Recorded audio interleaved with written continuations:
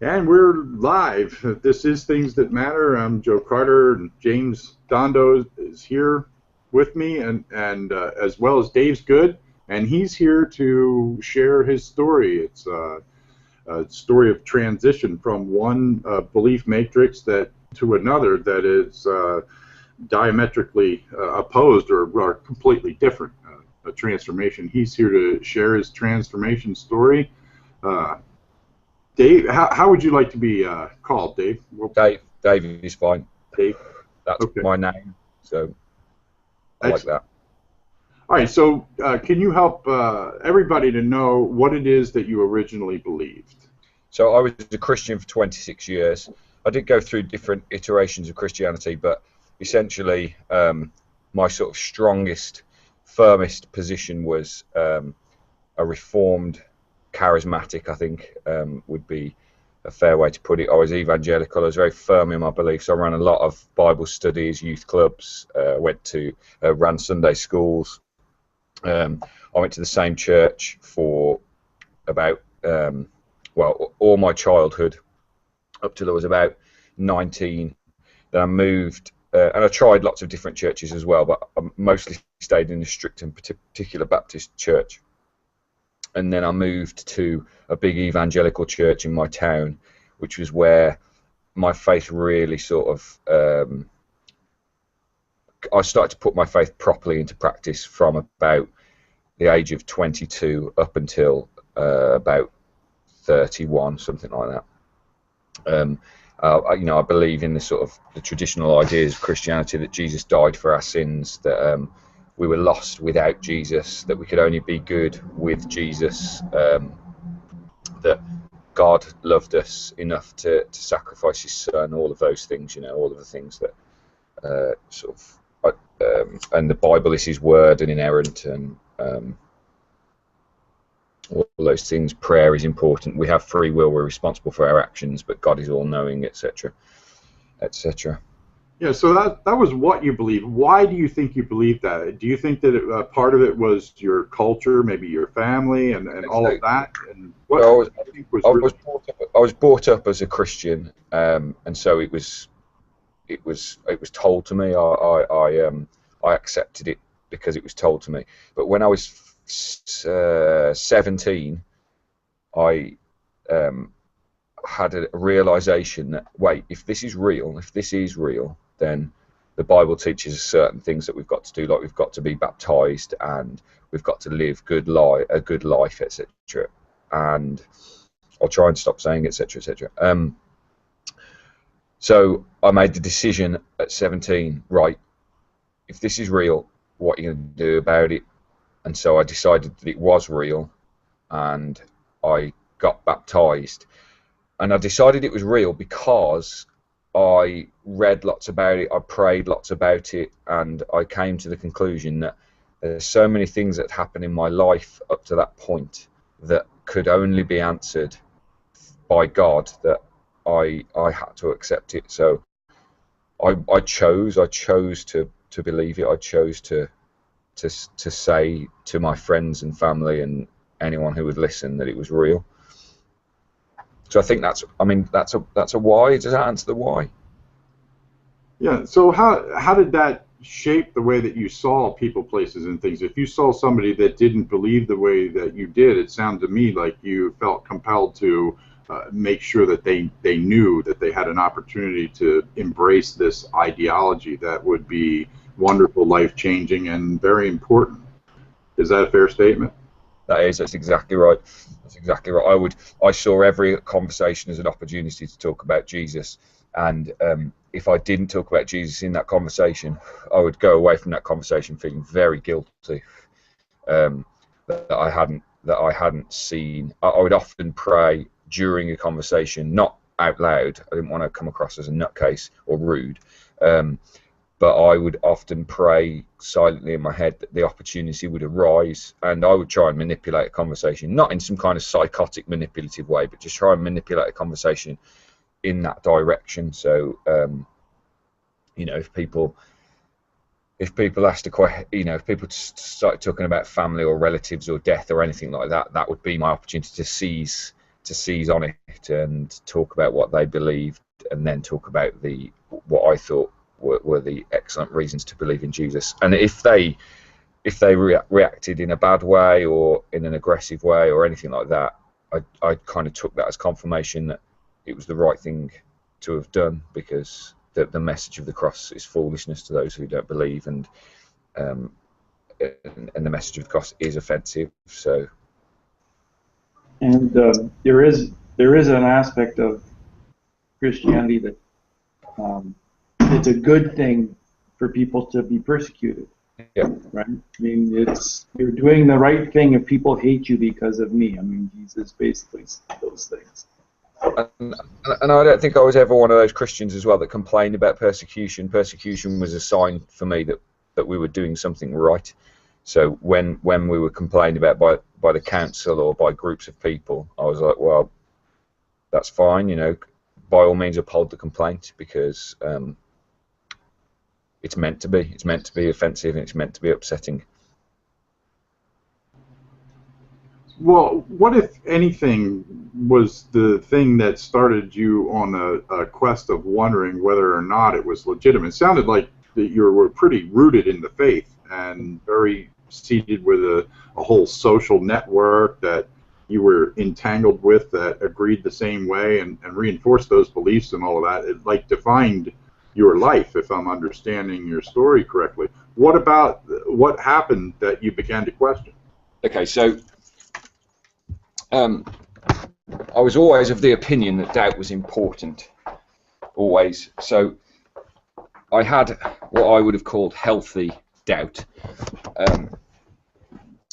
but at the same time I was certain 100% I would have died for that belief. There were times I remember being in church thinking, if the military police were to kick open the door now and start killing people and put a gun to my head and say, renounce Jesus, I'd have rather taken the bullet to the brain than renounce Jesus. I was 100% committed and 100% certain. And people often would ask the question, well, what if you're wrong? And I would say, my response would always be, I know I'm not. I know I'm not wrong. So I guess there's a certain amount of presuppositionalism going on there.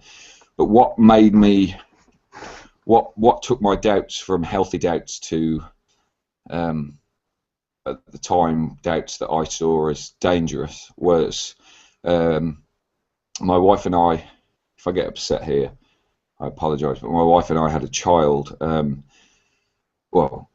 She was pregnant, and at the 20-week scan, we found that the child had Edwards syndrome, and it was fairly certain that child was going to die. And I didn't doubt at the time that there was a God. In fact, it strengthened my faith ridiculously. We prayed several times a day, every day, that the child would be healed, believing fully that God would heal the child. And there were things that happened that I explained as miraculous at the time. So when the child was scanned, his name was Joash, and when he had his scan and we could see his heart, you could see two chambers. One chamber was pumping, and all three other chambers were just literally, they were flat like that. And the doctor showed them to us and explained that this was a classic sign of Edwards syndrome. And so we prayed specifically for the heart. And the next time we had a scan, because we were getting scanned sort of every 2 weeks, the next time we had a scan, both pumping chambers were working, and I took that to mean, well, God's answered our prayer. You know, it's there was things like the shape of his brain was strawberry shaped, and we prayed specifically about that. And the next scan, the brain shape, whilst not completely changed, had developed and changed differently. And so again, I took that as miraculous, as God intervening. It was only sort of after he died at 31 weeks,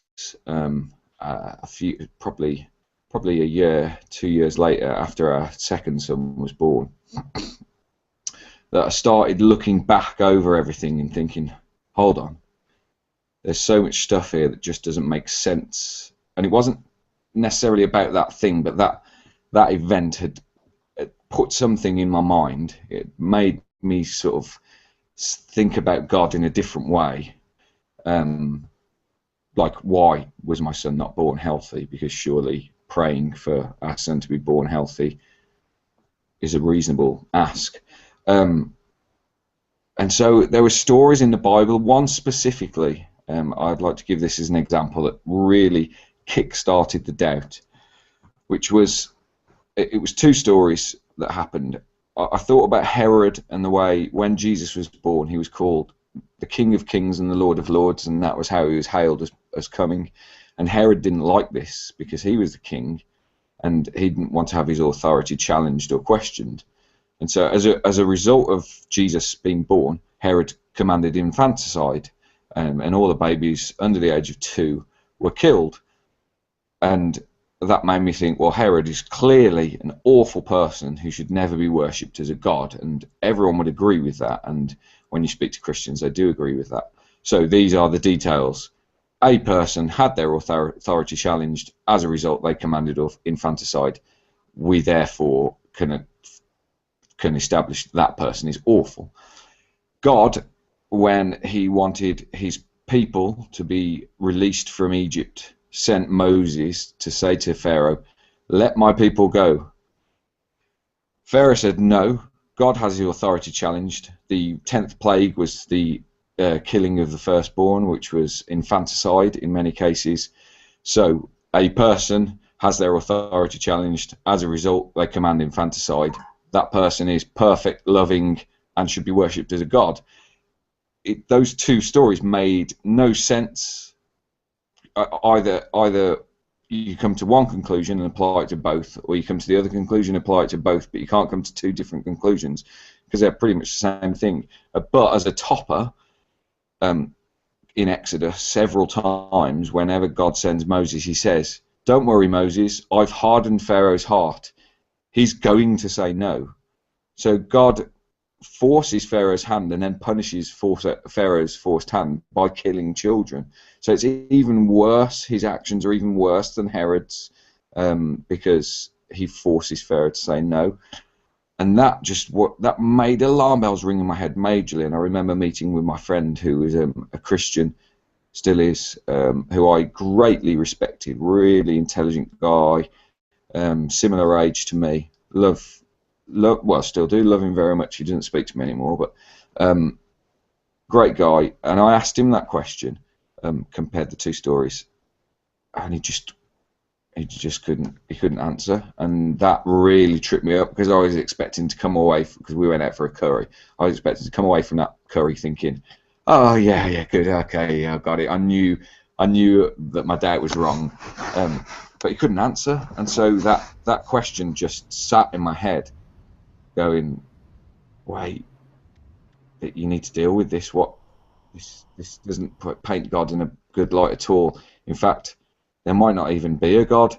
And so I started going over all of the other questions, because I'd run alpha courses as well, and the people that were coming on the courses who were non-Christians were asking all kinds of questions, and they'd ask a question and I'd have answers for them.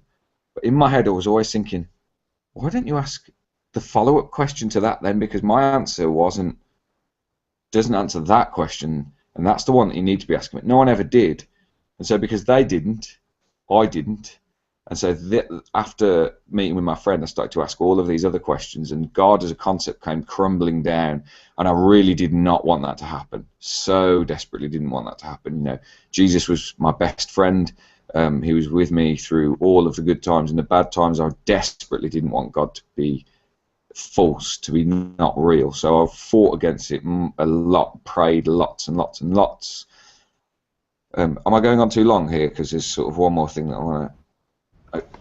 No, you're fine. And then I remember one night I was in bed and I was really struggling to sleep, and I'd split up with my wife as well, because of this turmoil, and our relationship wasn't good at the time. But anyway, I remember I was in bed and I was on my own. I was incredibly down and I just couldn't sleep, and I was really feeling sad, and I hadn't prayed for a long time, and and I'd stopped going to church as well for a number of weeks, which was enabling me to ruminate over these questions in a non-Christian environment where I wouldn't be just given the answer. Well, God is mysterious. We have to just accept that there are some things that we don't know about him. I remember lying in bed and thinking, well, prayer always helped me to sleep. It always helped me to remove my anxieties. So I prayed, but I didn't pray to God. I prayed to myself. I prayed using the same sort of model of prayer where I prayed to myself, in the name of myself, through the power of myself.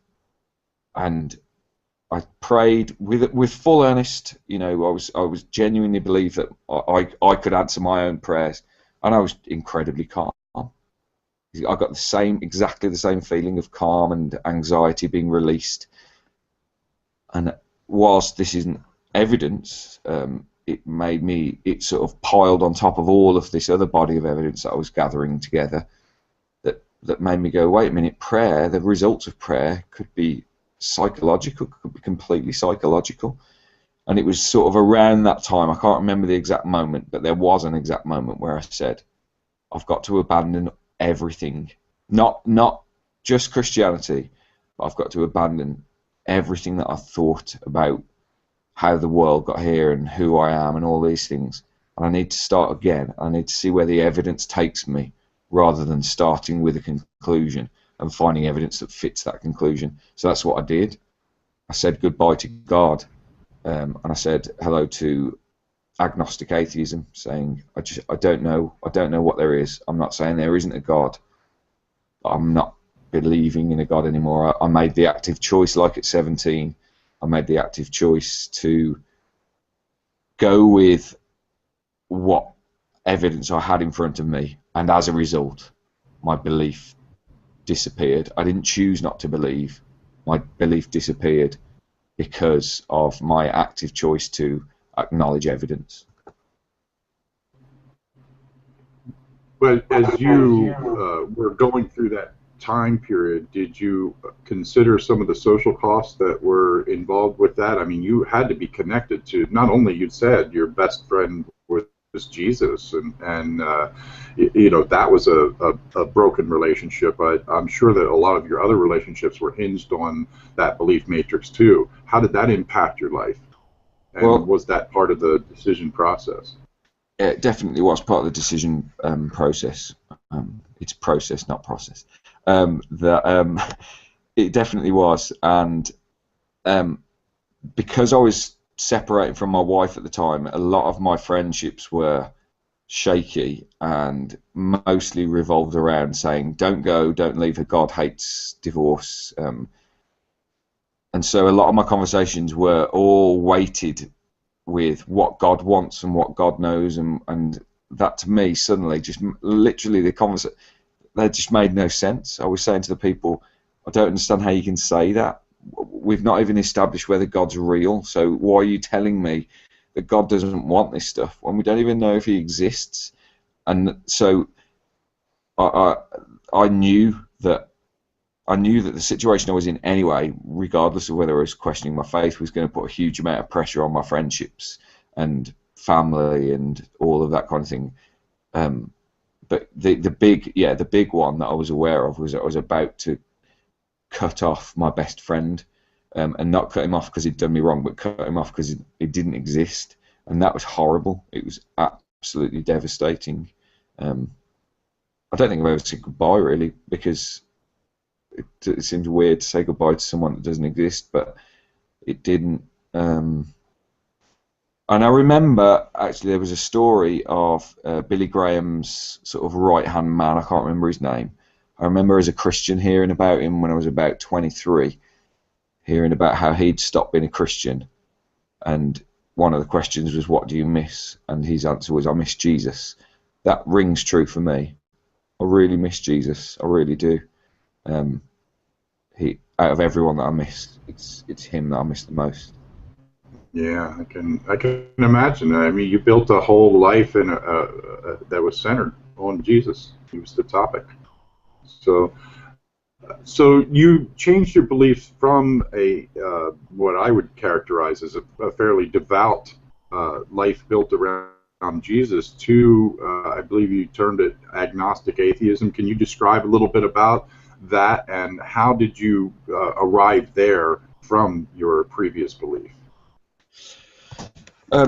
So there was a couple of really good. So I read a book called Paranormality by Professor Richard Wiseman, which is about supernatural sort of phenomenon and the psychological and scientific explanation for things like talking to the dead, believing in ghosts, or things like that. And whilst none of that was explicitly about, organised religion, it was a lot of the things in organised religion are, certainly fall under the supernatural. So I read that book, and that really that blew me away. That did, because all of these things like prayer and stuff like that were just explained psychologically and scientifically, and that removed a load of questions for me, because that was one of the things. It was just like, yeah, but if God isn't real, what about all of these things where you prayed and then those prayers got answered? And so I read a lot around that, and that Paranormality book really helped me on my journey. But I also watched a lot of the Atheist Experience, and when I'd heard about Matt Dillahunty, whilst their experiences weren't the same, they were similar in the sense that we very, very strongly believed, and the deeper into it we got, the more questions that we had. So I found that show on YouTube and watched loads of them, and loads of the questions that I'd been asking were being asked by Christians phoning in, and Matt Dillahunty was just taking them apart. And what I would have done as a Christian in the past was maybe watched one of them and gone, well, that's a load of bollocks, he doesn't know what he's talking about. Whereas now, because I had to be, and I said to myself, I've got to be intellectually honest here, I've got to be. If there is a God, I don't need to worry, because he'll be revealed in the evidence. So I don't need to worry, as long as I follow the evidence, it's fine. And so I was listening with a far more open mind, and I was hearing everything, all of the logic, following it through, and coming to the conclusions, and just God was just not being put back together. It just wasn't. There was no one first building brick. There was no foundation anymore. So, but I'm not calling anti-theists arrogant, but I don't feel confident enough or arrogant enough to say there's definitely no God. Although I would say that the God of the Bible is a fiction and could be shown to be. So there's definitely no God of the Bible. That's my position. But is there a God? Is there a prime mover? I don't know. So that's why I'm an agnostic atheist. I just can't believe that there's a God. I can't. At the moment, there's just no evidence for it. But I'm not willing to say, so therefore there isn't.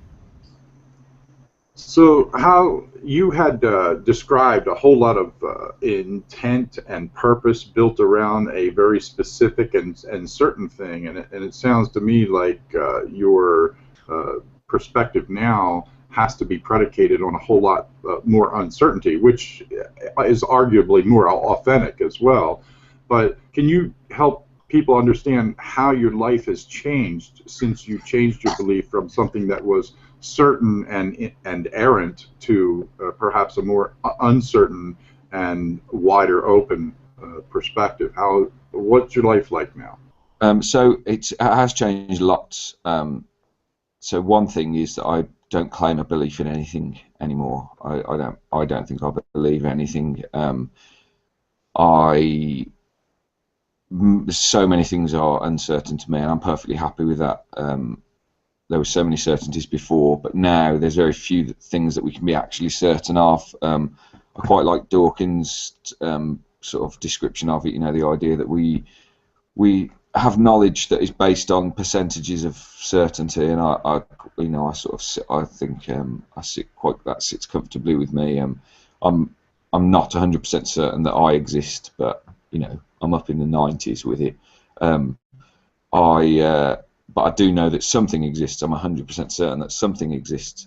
But then this has affected my relationships with people in a very positive way.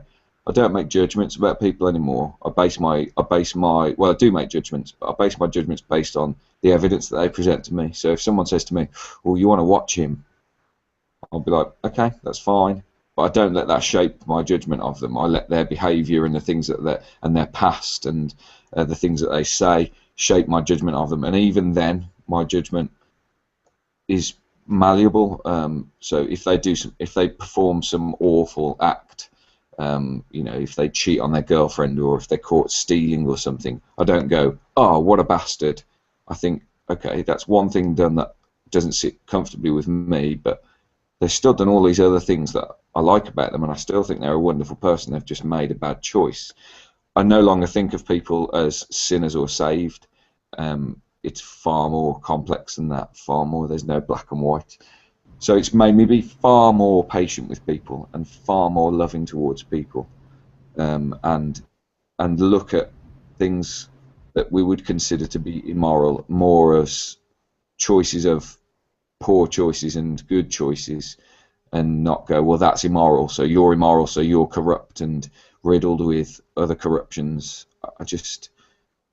There's just choices, poor quality and good quality, and so it's shaped the way that I see the world. It's shaped the way that I see like world conflicts, like ISIS, for example.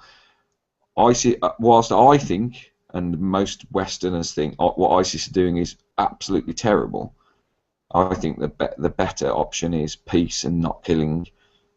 They believe that. They firmly believe that, and so they should be given a space to have those beliefs. They should be allowed to have that. We shouldn't respond to ISIS in the exact same way that they do, the thing that we don't like. Oh, you don't like our beliefs about freedom and peace and democracy?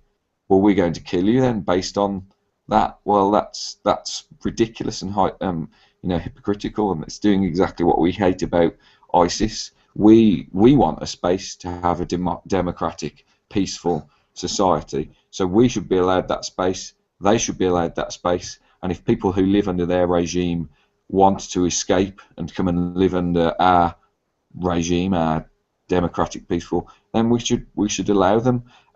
Whereas in the past, I would have thought, there needs to be some kind of righteous. There is a right way to live and a wrong way to live. They are wrong. And I don't think, I just don't think that's the case. They're wrong compared to my ideas of right and wrong, but I'm wrong compared to their ideas of right and wrong. So why are they any less wrong than me? So it's made me be far more liberal, far more libertarian, far more socialist, and allowing everyone to be who they are and seeing how we can do that in a peaceful way. I don't know. It just makes me look at the world in a different way. I'm still shit with money. I guess that I think that answers your question. Yeah, it does. Brene Brown said something that should differentiate between guilt and shame. She said that guilt is about the person, and what I heard you describe was the difference between your old paradigm and your new paradigm is one held that person responsible, and the other one is you're able to differentiate between a behavior and the value of a person, and you would say that that's a better perspective. Yeah, definitely. Human life is valuable, and I was in a hangout last night where I rashly made the comment, I hold all of that human life in the same way. I don't hold my son as any more valuable than any other human, and I still agree with that, but it's got connotations to it that I don't agree with. So I don't value my son less or the same as, say, I value someone like Hitler. But human beings are all equal and all have a right to life, and I value him in the same way as that he has no more right to life than anyone else. So yeah, it's changed things. It's just made everything a lot greyer. Another impact. Sorry, James, go on. Can you explain why it's different? Like when you were a Christian, what was different between what you believe now and what you were saying, what you grew up believing about human life? Just kind of try and nail that right down. Well, I got God. I was a Calvinist, and I still am. I think the Bible teaches that. God creates vessels for wrath and vessels for glory, it says in Romans. God knows what he's doing, so of course everyone who is going to go to hell is going there for God's glory. Don't ask questions. So I viewed it in a very black and white way. Whilst it wasn't our job to judge, it was God's job to judge. I knew that there were people who weren't going to be saved, so by God's standards, everyone wasn't equal. We were to treat everyone equally. But when someone was a sinner and refused to acknowledge they were a sinner, there was something broken about that person. And whilst I guess, I felt maybe more love to them, it was for a different reason. I felt love to them out of pity rather than love to them because I valued them and thought they were wonderful, marvelous human beings with all kinds of flaws that we all have. Mm-hmm. I see people now more holistically than I did before, but rather contrarily, I also don't know even if there is such thing as people as opposed to just animals, bags of meat walking around that interact with each other on a high intellectual scale. So I don't think we're in any way special creations or anything. Mm-hmm. And so as I'm hearing you, that clicking in to the fact that we are all the same suddenly allows you to treat everybody with the respect and dignity that you couldn't before. Yeah. Good. Do you have any thing about your old paradigm that you would really feel good about bringing forward into the new one that is sort of absent now? Like, for instance, you had described that you had a solid relationship with Jesus. That obviously you valued that at the time that you held it. But is there anything else? I mean, is there a sense of community maybe that you had back then that you really miss, or what about that old paradigm if you could bring forward, would you bring forward, and why is it valuable to you? The community one is a funny one for me because I do miss that. I do miss the Sundays going and hanging out with people, but also I hate it because it's ridiculous, because they're all hanging out for this quite dark reason, this quite upsetting reason that essentially, they're all talking about and praying about that the people they're going to go to work with the next day, they pity and they think are not good. Not that they're better than them, but that they've got something that they haven't. And when you look back on that, it's community built around something that's not nice, something that's not pleasant. This idea that this community is built around a group of people who see themselves as filthy, dirty, and incapable of doing anything good unless you believe in Jesus. And even then, it's not you doing it, it's Jesus doing it. That's horrible. So I don't know if I miss the community, because I think that a community like that can only exist if you are all having that idea. It can only exist because other communities, I mean, you can have things like comic book clubs or, all artists meeting together. They just don't meet in the same way that religious groups meet, because they've got this shared fundamental philosophical idea that is not nice, that is very unpleasant, and it is caked in love. They're not doing it because they hate people; they're doing it because they love people. But it's something that doesn't. So I don't know if I miss the community. I do and I don't, because what else? I miss certainty. I'd love that back. like sometimes I'd love to trip over and really smack my head and wake up and just be ignorant and stupid. I think I'd be so much happier. You know, happiness is something that's difficult to obtain, and I do enjoy life. I do enjoy people's company. I enjoy art and reading and music and films and thinking. I've never been bored. I've never been bored since not being a Christian. There's never nothing to do. I could sit in a chair for hours and while away the time just thinking about things, and I love that. That's wonderful. But certainty, that was nice. That was really pleasant. Why has this happened? Because God wanted to. It's part of His plan. Yes. Yeah. So I guess those are the things that I miss the most. And if anything else pops up to me in the course of this conversation, I'll bring it up. So, but is that really certainty? Say again? Is that really certainty? Just going, God did it. Is that really certainty, or is that just...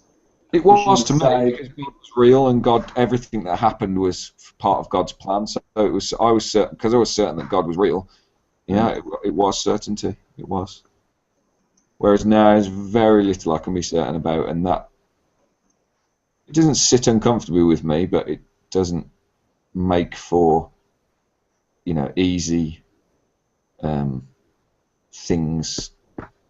It's not easy, but I enjoy it. I enjoy the challenge. There's no box. But it does put you on a journey as opposed to a destination. You now have something to the advantage is you have things to explore now and discover, whereas before the final curtain had been pulled, the job was done, and all you had to do was run back to the rote ideology, and you were done. Yeah, I'm going travelling now rather than moving house. Yeah. Yeah. If there's anything you could get the people of your former paradigm to understand that you now understand, that you think is of value from this current belief perspective, what would that be? And mind you, you don't have to think about the process of actually accomplishing that. In other words, just assuming that you could help the people in your former paradigm understand something about your current one that would be a value to them. Assuming that you could do that, what would it be, and why is it of value? The answer to this is easy, man. Logical fallacies. That has just really helped me, and it's just good for self-analysis on statements and ideas. Really just fantastic. So many things, like special pleading is one. Special pleading's an amazing one, and that has to be used all the time to make so many of the ideas in Christianity work. So those, if people can accept them, if people can go, okay, yeah, that makes sense. If you do A, then B follows, so C can't be right. This all makes sense. So if I apply it to my own beliefs, it falls apart logically. Yeah, this all falls apart. I think that would be the one thing. I think if people can accept logical fallacies and then use the logic to follow them through, we'd live in a far more rational society. And why would that be valuable? It's a sort of a rhetorical question, but I'm hoping that you can illustrate why it is that you feel like it's okay. So I'm even having trouble phrasing the word because it's so obvious to me too. But you are now, from what I understand you saying, better able to parse fact from crap. And based on that, you can navigate better. And you're saying that has enabled you, if I'm characterizing what you said appropriately, that has enabled you to be able to figure out whether or not something is real or not with much better accuracy than you once did, with just assigning words and waving of hands. Yeah, exactly. It just enables you to be more analytical about everything. So your relationships with people, you can be far more patient with people. But this specific belief systems, So the example that I gave before, the Herod example and the Pharaoh example and God, That's special pleading. You can't go, yeah, but it's God, so it's different. So that would be a good example from a theological point of view. But also just relationships with people. It's the sort of golden rule, which I don't think always works. But if I did something to wrong someone, I would want them to understand the context of that wrong, and whilst I would be sorry to cause that wrong, I'd want them to understand the context and be able to empathise and forgive, because often when you wrong someone, they have often wronged someone else in a very similar way. They go, yeah, but when I did that to that person, and they understand it and they expect to be forgiven, but then when you wrong them, they're very angry at you. And if, logical fallacies, special pleading again, yeah, but when you did this, you wanted to be forgiven, so can you not see how important it is to forgive in this situation? And listening, so the straw man, listening to people's points of view and then responding to their actual points of view, rather than listening to half of someone's point of view and then responding to my own special version of that point of view, and then them not really understanding my point, and then me being able to go, that's because it's a point bestowed upon me by the Holy Spirit and you don't understand it. I would never say that. I would have never have said that to someone, but I would have thought it. Whereas now it's like, oh, okay, maybe I've misunderstood what you're saying. Let's have the conversation in more detail and try and get to the bottom of what you're trying to say. And okay, we'll meet up tomorrow and we'll discuss this and whatever, rather than going, well, that's the end of that. I just think it just changes everything. Sorry, Joe, carry on. When you were in your former belief paradigm, you had a lot of social reinforcement. People would agree with you, and that's a very affirming thing. And what you were just describing there, too, is a person sort of, and I think you alluded to this as well, that the arrow gets shot at the wall and then suddenly the target gets painted around wherever it hit.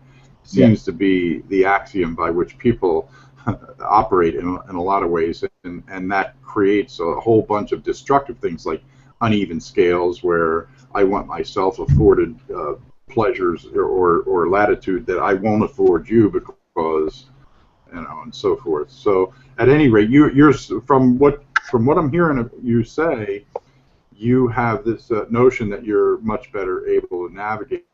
If you could speculate for us, what would you say you think is the glue that keeps that existing paradigm going in the face of what you, from your perspective now, you see is wholly spelled a little bit different than you used to? Because I'm not right. That's it. That's the only difference. I'm not right. I've just got ideas. What do you think holds that together? The other paradigm. What is the glue that keeps it together? What holds the Christian one? What you perceive now is overwhelming evidence that it's untrue. Why do you think it still holds together? Why do you think they can't see what you see? Because they don't want. Because they don't want to. So. I've spoken to Mum, because my mum was a Christian, although a very different Christian to what she used to be. She's far more airy-fairy and liberal about it now, and the Bible is just a book, not any kind of guidance. But ultimately, whenever I have conversations with her about this, ultimately what it boils down to, as soon as we start talking about the evidence, is she goes, David, I don't care. I want this to be true. So that, I mean, it's desire. A lot of people don't want it to not be true, and that's it, isn't it? It's not an addiction, but when you've got a plate of food in front of you and you know that you shouldn't eat anymore, but it's good, so you smash it and eat it all. You don't want to ask these questions that are going to make it fall apart, because that requires months, years, maybe even a lifetime of just confusion. Why would you want to pull it apart, you know? And there is a certain, I mean, that seems rational to me, you know, if you were with your partner, you know, we all sort of like hold that belief that our partners, if you've got one, love us. If we constantly question that and looked for evidence as to why it wasn't true, that relationship wouldn't last a very long time. So we kind of do it with each other, although we can actually speak to each other and have conversations. You know, we're not married to someone who's just given us one letter and we've never actually met them, but they gave us one letter and promised they'll be back at some point, and we just sit in our house waiting for them to come. You know, those relationships are different, but I do think that on the whole, it's a desire for it to be true rather than a desire for truth, and I think that's the thing that holds it together. So does that answer the question? Yeah, it does. My own thoughts about it is the reason that beliefs get held is because they have a social value, and I think at our core, we human beings are dependent. We're born altricial, needing complete care. We develop in a womb, needing complete care, and through a long childhood where we are dependent on each other. In fact, for most of history, you really couldn't function without your local tribe, and now we just have a bigger tribe that might be a little bit more diffuse and abstract, but we're no less dependent on it today than we once were, even though you might be able to conduct yourself in individual life. And so we, I think, oftentimes use ideas as glue to bind to each other, and that idea that we use as glue can even supersede our own person, because if we get rejected by our tribe, that's in some cases feared worse than death. I've heard it said, and I don't know if this is true exactly, but I think there's an element of truth in it, even if it isn't literally true, that people do fear public speaking more than they fear death on average. And part of the reason for that, I think, is because we are so dependent on each other for approval. And so once you're in a matrix where you're fed approval based on your stated belief and your ritual demonstrated behavior that you do believe in something and all of that, that can be powerfully reinforcing just because of the way we humans are wired, evolutionarily speaking.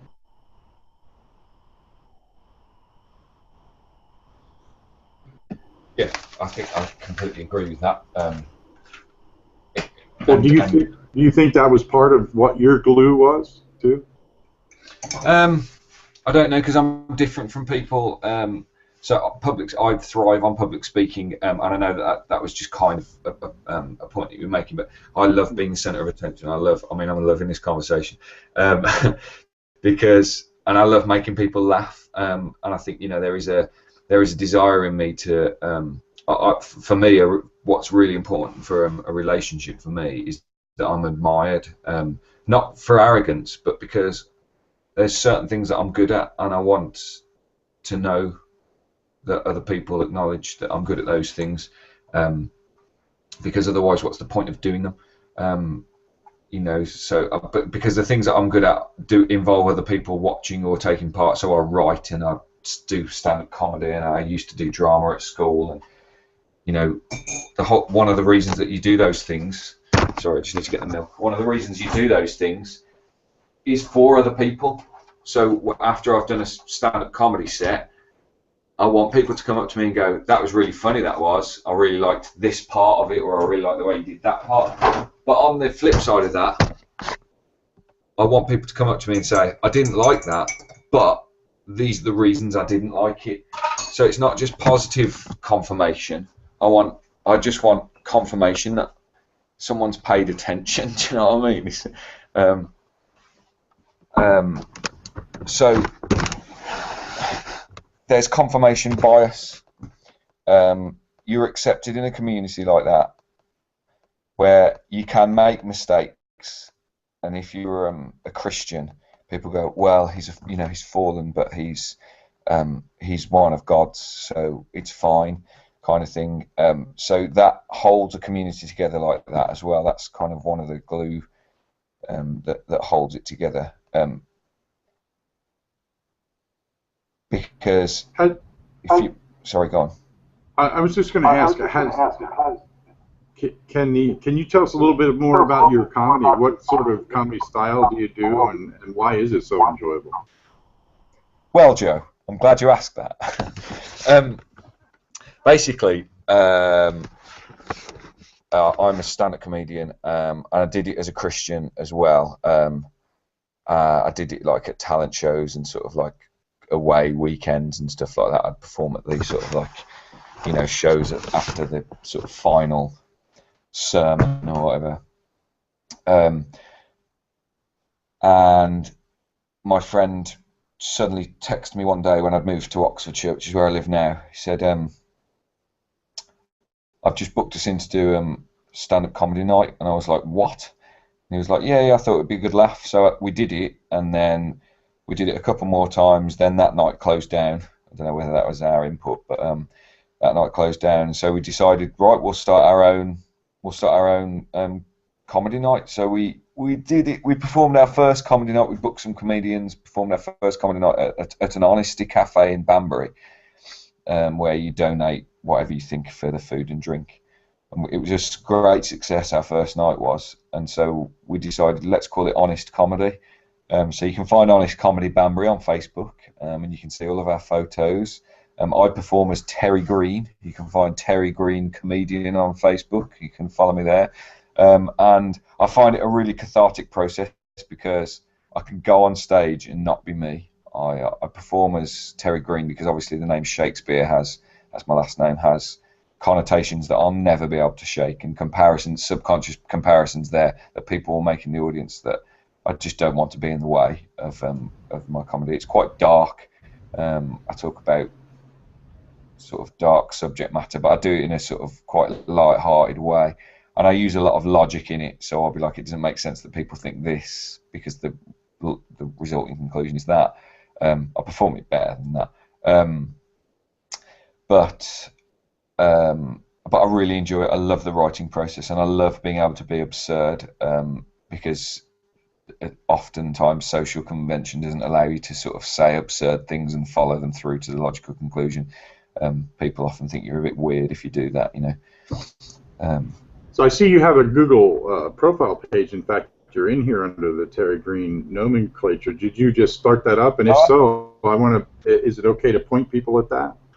Yeah, of course. I didn't realise I'd come on as Terry. It's because I've got several sort of accounts for. So there's the comedy account, which is me and my friend, and that's where people send us emails.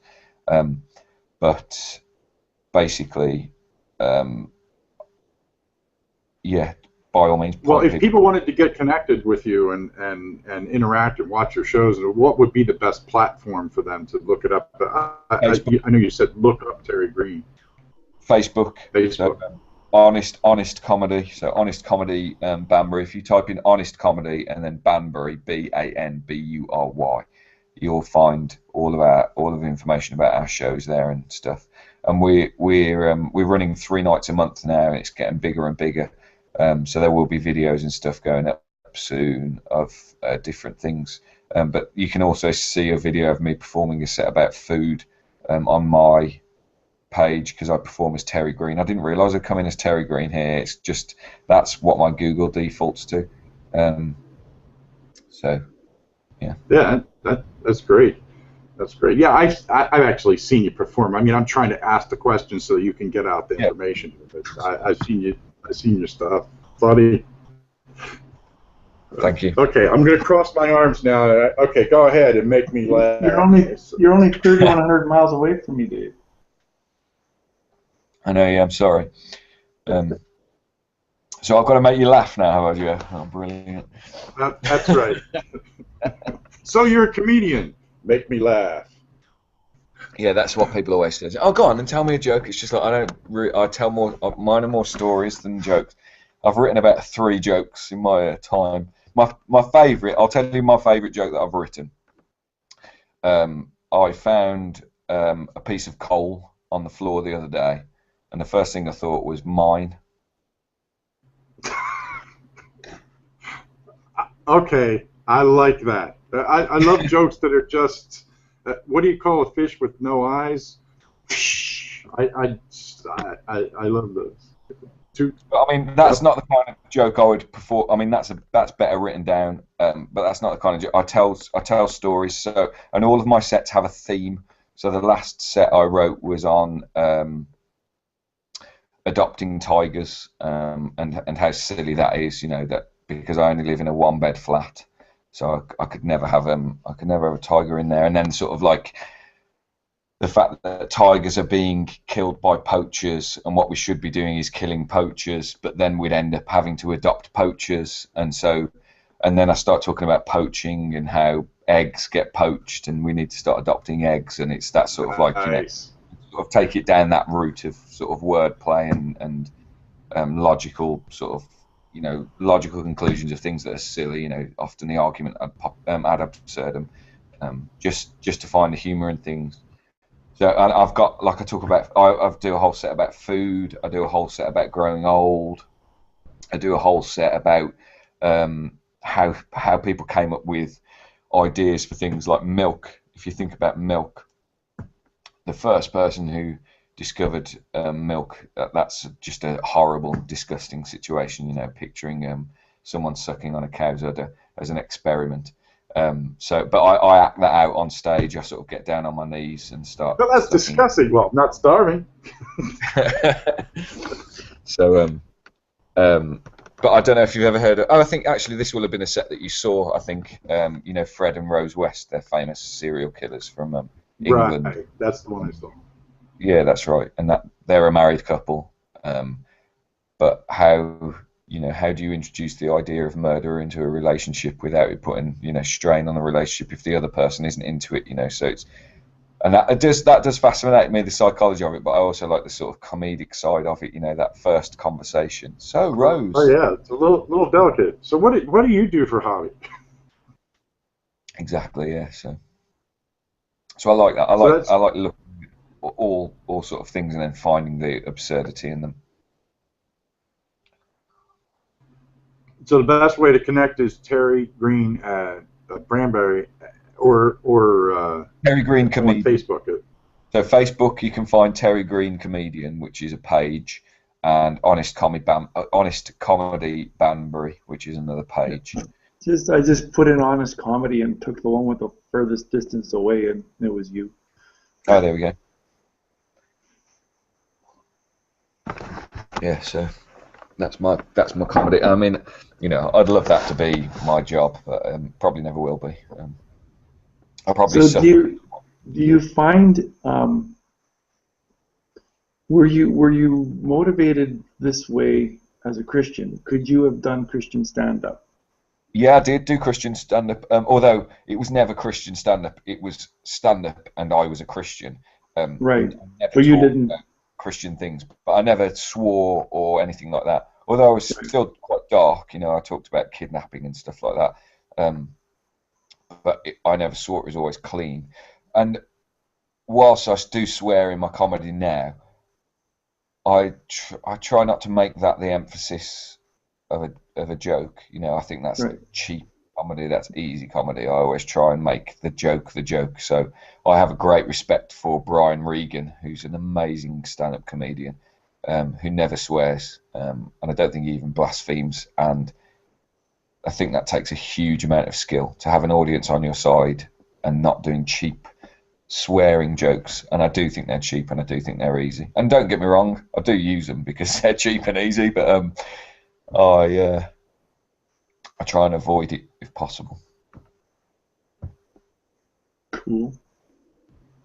Yeah, well, thank you very much for sharing your story today. It's it's really, I was unexpectedly surprised by how touching it was, that the actual journey from you discovering that the things that you believed all your life were not on solid ground. It wasn't easy, and I saw it was not very easy for you to share either. I do appreciate you doing that for us. No, I think it's really important.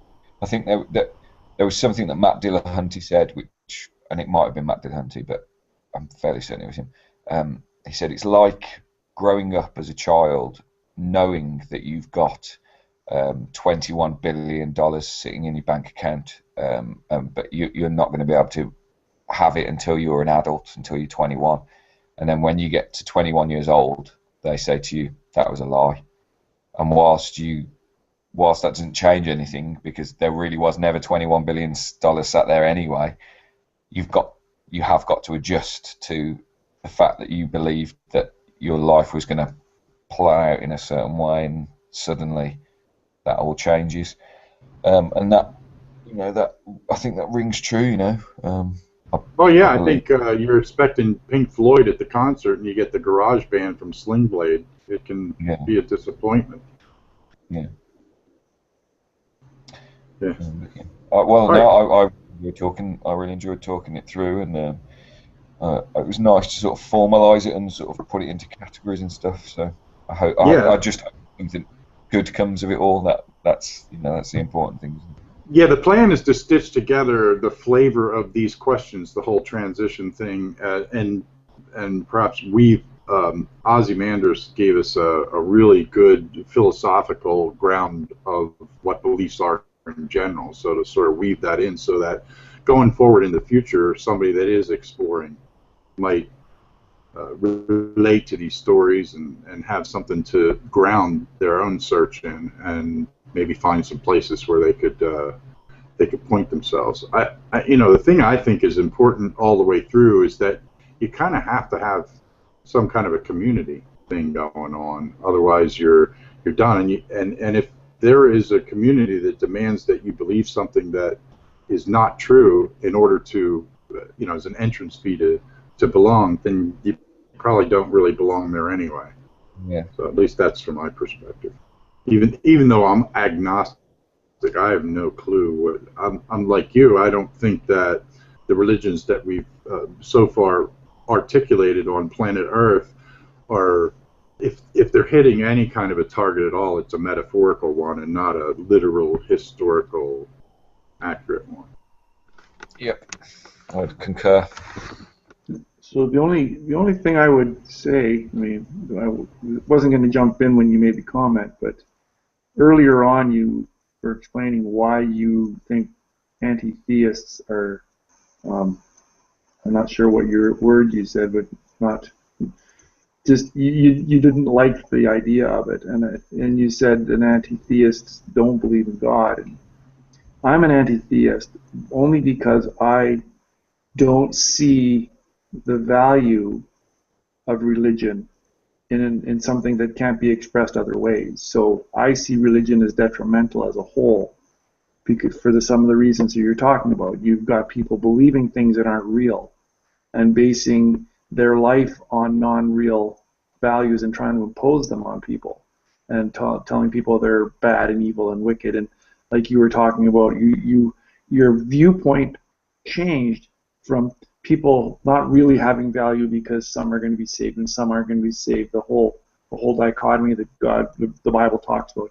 And yet when you became an atheist or an agnostic, whichever one you want to use, you saw the value intrinsically in every human being. So for me, that's why I'm an anti-theist, because I don't see that belief system as having any value. I don't believe there's a God that's been expressed, but I'm open to the fact that there might be one. So I'm not against a God. I'm against religion. So to me, that's the difference in definition of, just a slight definition of the anti-theist position. It's not that I hate God. I don't want a God to exist. I would love there to be one, but the ones I've seen, there's none of them exist. So I'm not against the position that there could be a God. I'm against the position that religion has any value in the world. Yeah, and I think I'm inclined to agree, but I'm just inclined to agree in the sense that I don't see any value in it personally. But because I see value in people, and there are people. Absolutely, and I do understand that. Yeah. I've got to give them that space. However, as well, because I see the inherent value in people, I think an anti-theist needs to be given the space to be an anti-theist, and so that's why I said I'm not calling anti-theists arrogant. I just don't feel arrogant enough. That's the word you used. I couldn't remember the word you. So I'm not. Yeah. It's not that I'm calling them arrogant. It's that I would feel arrogant if I took that position, knowing that I don't have the knowledge to be it. Because I probably think that there is some value in religion. I'm not sure what it is, but I probably think that there. I mean, lots of people get helped because of religious organisations, and whilst they might take 10% to help with people and 90% to give them Bible teaching, that 10% still is important. Mouths are being fed, toilets are being filled. I agree. And part of it, living in this part of the world, we don't see the churches doing that level of good anymore that a secular society can't do. And living in Canada, I have a secular government that takes care of the needy, so I don't need a church to do that. That's exactly it, and I am of the I'm not going to use the word belief. I am of the thought Conviction. that religion will die out as we become more technologically advanced and have access to more and more information and more knowledge. And more knowledge brings more questions. I think that religion eventually will die out, and it will mean that you won't have third world countries ruled over by mentalist religious people or mentalist people with really weird sort of ideas. And yes, some of those people are atheists, but that's not why they're doing what they're doing. Right. And we'll end up with countries like Canada and Britain and America that look after people properly. And we don't do a grand job of it, but we are doing it to a degree. There are still people starving and homeless, and we need to do something about that. But we've got entire nations within our sort of countries, or entire masses of people in dire economic states like they are in third world countries. So, and I just think that's going to come with time rather than force. And I'm not suggesting unless you visit states like Mississippi, Alabama, and Kentucky, which are three of the poorest states in the Union, and they're three of the most religious states in the Union. It's hard not to make correlations there. But then if you do visit them and then immediately visit like a third world country. Yeah, no, I understand what you're saying. We shouldn't have those problems in America. We shouldn't. So I agree with you. So you gonna open it up, Joe? Well, there's a question. I did post a link. Please feel free to share it. I don't know. Where did you post it? I just posted it on the message that I put out earlier this morning with the go-to watch link. So if you, let me see if I can pull up the post here. You posted on the side there. Maybe it's just come in. I did post. Yeah, I got it. I've got it. Yeah. Side chat. I've got it here. Yeah. So we did get. It was really fascinating to hear from, like, we heard Tanya Galaxy's story. We heard Lyrical Orion's story. But these stories of transition from one belief to another are just. I don't know. I find it fascinating how a person could undergo this like shattering process. To me, it feels a lot like birth. It's a bloody and painful process, but it also has the wonderful agent and all of that going on in the process too. So I just think this will be helpful, and I'm really glad we got to it. In the sidebar, you've said that Brother John said, "Give us a joke about Christianity." So this is something I am actually working on a whole set about Christianity, because one of my friends in Oxford runs a night in Oxford about philosophy. So what he does is he has a stand-up comedian come and do a set about a particular subject, and then a philosopher who talks about that particular subject. So you've got sort of like an intellectual part and a humorous part. So I'm working on it.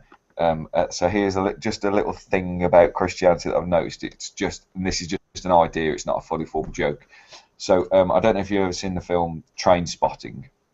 but for those of you who haven't, there's a character called Begbie in Train Spotting, and he's just an absolute nightmare. There's one scene where he finishes his pint. He's sat on a balcony upstairs in a pub. That's a bar in America, and he downs his pint, and then he just chucks the empty glass behind him, and it goes over the balcony and smashes a girl in the face. And he then goes down. Begbie then, who caused the problem, then goes downstairs, and you have to excuse my language here, and he stands in the pub and he says, "Some cunt has just glassed this girl, and no one's leaving till we find out who it was." And then he holds out his arms and just screams, and the whole pub starts a massive fight. And of course, for me, Begbie is like God. He is the one that's caused all of the problems in the world, and then he starts blaming everyone else, and so because of that, we all have this massive fight. But Begbie, who is the friend of all of the characters in Trainspotting, is this really annoying friend that as soon as he comes into the room, there's an atmosphere in the room. And it's just like, oh no, something bad is going to happen. And everyone's got one of those friends in their friendship groups where, you know, they're loud and leery, and they always say things. They always have a bit too much to drink, and they always say things, and there's always a fight, or there's always some kind of conflict that just didn't need to be there and put it down on the night. And for me, God is that friend for a lot of Christians. When he turns up, it ruins the night. So there's a story in the Bible, and I think it's in Joshua, where God tells Joshua and his people, I want you to go to that town, and I want you to kill everyone, and I want you to take the silver and bronze and keep it for yourselves. And it's like, you know, when you're with your mates and you're walking down the street and your kids and whatever, and everything's fine, you're all having a laugh, and then you see this friend, and he says, "Yeah, smash that window. Why don't one of you smash that window? Go on, just chuck the rock through the. Go on, it'll be all right, laugh. Just chuck it through the window. Go on, it'll be all right, laugh." And that's God for me. He's that friend, you know, tells you, why don't you smash it? Go in and take their TV. Just take everything. Take everything that's yours. Go on, take it. You do more that. smiting everywhere. Smite. and then when it happens, you know, he's the one that tells the police that it was you. And then throws you in jail forever. Yeah, exactly. So that's an idea. That's an idea for a joke. You know, it needs to be tightened up. But yeah, comparing God to Begbie out of Trainspotting, I quite like. That actually is a pretty good analogy. It does feel like, hey, have a garden, and blah. Oops, you violated the principle. Get out. But I knew you would, and so now I'm going to burn you in hell for what I. It does. I mean, I've heard that argument. It's sort of. I don't know how to argue around it. Maybe somebody does have an argument about it, but I don't know what it is. Is it Brother John? Is that Brother John Nadine? The deist? Oh, is he a deist? Oh, right, okay, no, it's a different guy. Yeah, a lot of people call him Bro Joe. He hosts a morning show called The Morning Crow, and things like that. He's a good guy. Add me, Brother John, add me. Yeah, he is. So. Well, I've really enjoyed this, and are we waiting for people to come in? Because I'll share it. Sometimes we get some. Last night we had a really good discussion after we finished on it. Went on for another 2 hours, I think, after we were done with her. Room filled right up. Yeah, and if anybody wants the live link there, it is in the outside chat. Yeah, I think we both already forwarded it. So. Right. I suppose it's not a particularly good time of day, is it? Well, it's 11 o'clock where he is, and 10:30 where I am. So it's not like it's yeah, too early. But it is Sunday. I'm trying to make out like this isn't my fault that people aren't coming in, James. It's not your fault, Dave. No, it's Sunday. You know, it's the fact that the Brits, and you're responsible for all Brits, made GMT the anchor for the entire world, and so we had to do Actually, this. that was developed by a Canadian. Shh, I'm talking here. I'm protecting my buddy. I'm standing up for my Brit, so Yeah. You and your Queen currency. yeah, pretty much. I have no clue what the hell I'm talking about in that area. Yeah, yeah, it's funny, but we had to put the standard somewhere, and they were the center of the universe when it was developed, so it just made sense to put it in Greenwich. Yeah, I saw that there's a Mercator projection map that we typically use for the world, and it is predicated on the fact that it was developed in Europe and it's very Eurocentric, and the map is navigated by or structured so that it's appropriate for navigation by northern territories and all that. And so when you look at it, Africa and all of that, you could fit all of Europe, all of the United States, all of a lot of different areas inside of Africa, but it's not projected that way on the map. No, and you can't do it like that. Right. So, I do think flat earthers are right. So morning, John. Hi, John. I do know who you are. Now I've seen your icon. So I've just realised, Joe, there is something else that I miss about my old life, and that's singing. Singing in a church, man. There's just nothing like it. Just nothing like it. Yeah. Well, I was a worship leader, so I know how you feel. So. It was that there is and again the link is horrible in the sense that you're all singing because you want souls to be saved and you all feel like you're a bunch of shit people, but singing with a group of people who genuinely believe what they're singing and they're not singing because they think they should, they're singing because they really want to. There's just something about that. Even discordant voices don't bother you in that situation. Because how can you awaken that? I mean, because like there's things that I feel passionate about, but I'm not sure if I slapped a sign up and rented a building or whatever that people would come and feel that same kind of passion I do. It seems to me like there is something advantageous to the fact that you can anchor yourself to something that you can use as a basis, a foundation to build that kind of emotional commitment to and expression around. Well, that is missing in the afterglow. Well, if you've ever gone to a Garth Brooks concert, I mean, it's really hard to tell some of these big shows are any different than a religious experience. Like I went to Carlos and Rod Stewart were here last summer, and going to a Carlos Santana concert is a very spiritual experience.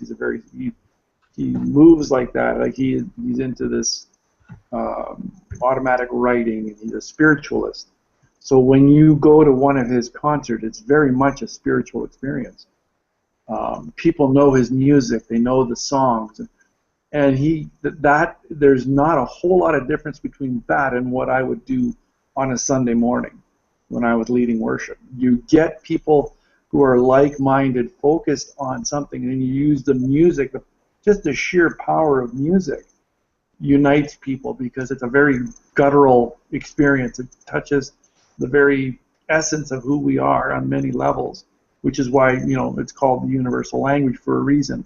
I can go to Africa and listen to the music. I don't need to know and understand a word they're saying, but that music just moves you. It just makes your body respond to it. That's the power of music, and why megachurches use these rock groups to get people stirred up. That's how they do it. That's the key. The difference between a church event and a concert or a football match or other places where singing happening. So at a football match, you're singing for a different reason, and at a concert, you're going to see someone perform. And so whilst you might sing along, you want to hear them. Whereas in church, every single person is doing it because. That's right. Because that connection. Yeah, absolutely. And there's something about that makes everyone sing. I don't know, in a different way or something. I don't mean that in a spiritual way. They don't sing in it. There's not, they don't have access to a different sort of singing voice or whatever. But there's just a passion in it. And I think what I was going to say is that I reckon you could achieve this same thing in hospitals, because the point of church is that you are all broken people coming together, celebrating the fact that you are fixed in Jesus.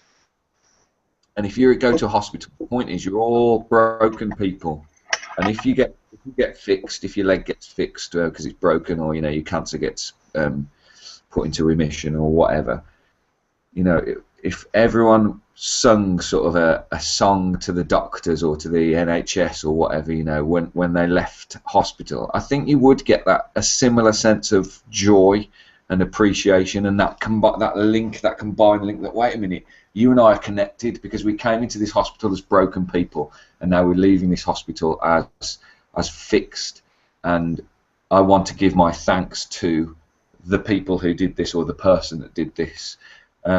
So it's sort of, I think the singing sort of seems very selfless as well, because it's not about entertainment. There is a certain amount of entertainment in it, but you can go to a church with a shit worship group and you'll still get the same passionate singing as you would if you go to a church with U2 as a worship group. Mm-hmm. Yeah, I agree. Absolutely. I've been in churches with really crappy worship teams, and it's not even the skill of the performer. It's because the goal is corporate worship on a personal level. That's what draws people in. You can, some of the now you're speaking Christianese. Yeah, well, corporate. That's I haven't heard that's that. my life. I mean, that was my life for 40 years, right? And that's what I did. I knew how to take people to where the pastor wanted them to go that morning. And some of the most powerful experiences I ever had as a worship leader were with no music at all, just straight a cappella singing. There's something special about listening to the power of a group of voices singing the same song. Yeah, and you're there for the express purpose of communing, and there is something to be said for that, but that I think is different, as Dave alluded to. You don't get from a Garth Brooks concert. It's true. Something. Yeah. Nice picture, Dave. What a cutie. So, John, how much did you listen to?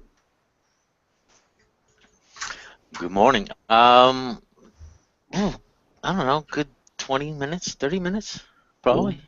Listening to Terry, it seems, and I see a common theme with people who go through this deconversion process. They seem to go through a lot of the same experiences. So when I was listening to him, I was like, yeah, experience the same thing. Mm-hmm. Well, it makes sense that it's a similar process to come out of it, because a lot of us started the same way. A lot of very few people were like, we were talking with Seamus last night. Very few people come to this position in their later teen years or older. It's stuff usually you're taught from a young age, and you don't question it until you get older, and then you either just accept it and realize I want to just keep believing it, or you do what most of us do and ask honest questions and want honest answers. And so a lot of those stories are going to be very similar.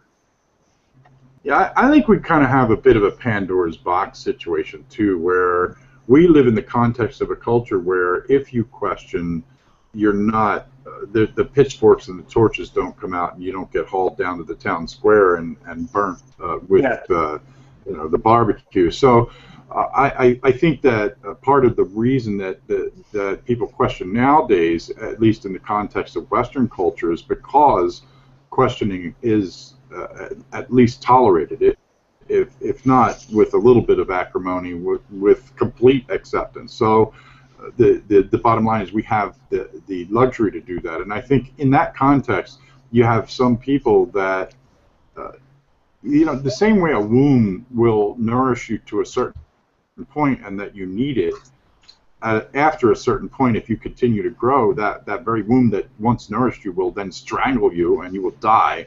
That some people burst out of that religious underpinning that they got as children and then burst out into something that is a more broad horizon, and that's at least what I'm picking up from the various stories that I've heard thus far. I think what you just said, James, the thing, I don't think you missed it, you just didn't need to say it, but the thing that I think needs saying is the willingness to accept. You talked about, honest questions and honest answers. Often the honest answer is, we just don't know. We just don't know. And Absolutely. being an atheist enables you to go, that's fine, let's go and try and find out, and if it takes 4 generations of people to find out, so be it. I don't need to know the answer in my lifetime, and I think that's comforting. That is, being able to say that this life is meaningless and there's stuff that we don't know. That was a real release of the chains from me. That was really seeing the light, because it was just like, well, yeah, we don't know, and we don't, let's try and find out. But we don't need to just go, oh, it's God, that's what it is, that's the answer. It's God is all too often used at best as a stopgap to not, it plugs holes in our ignorance, and it doesn't allow us to get really honest with ourselves and figure out, do we really have to have a purpose? Do we really have to find meaning in everything? Are we here for a purpose? Are we here to have meaning? And it's like, well, why? Why do we have to ask those questions? And if you take a God question out of the equation, then you can get to a better answer of like, okay, if there is no purpose to the universe, then I'd better spend the days that I have making my life count.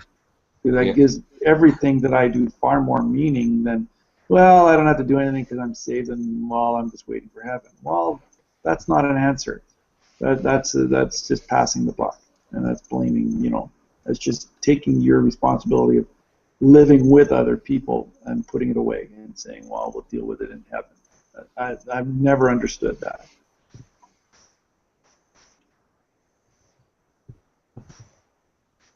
So you a deist, John?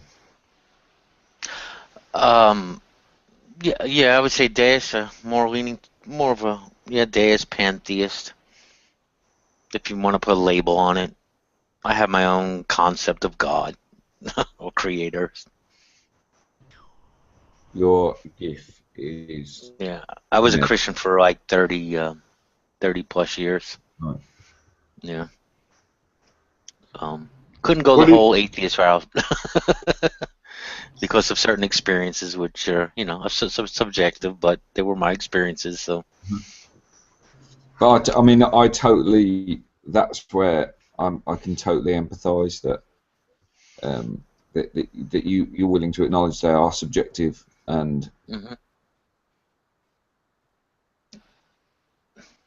Did he freeze?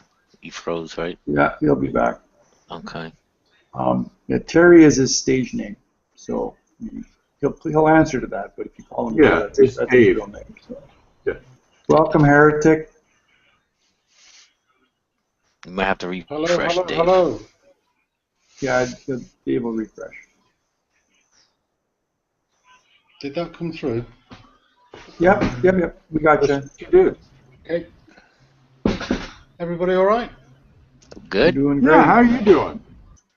I think I had a bit too much wine last night. My head is starting to slowly implode on itself. So my feet are up. It's around about 4:30 in the afternoon here in the UK. I was planning on just watching your YouTube feed of this, but I couldn't find it, so I thought I'd come in. So I have no idea what you've been talking about.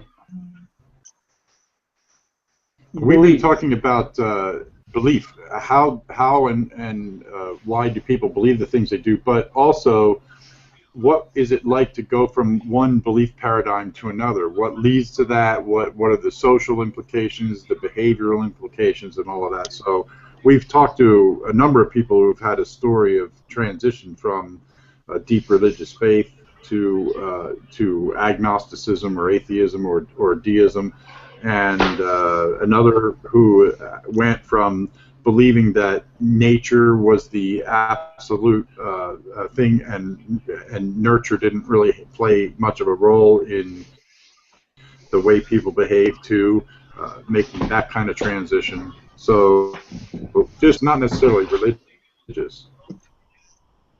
Have you had any in your life? That's really interesting. I haven't had any, none whatsoever. I wasn't brought up religious in any way, shape, or form.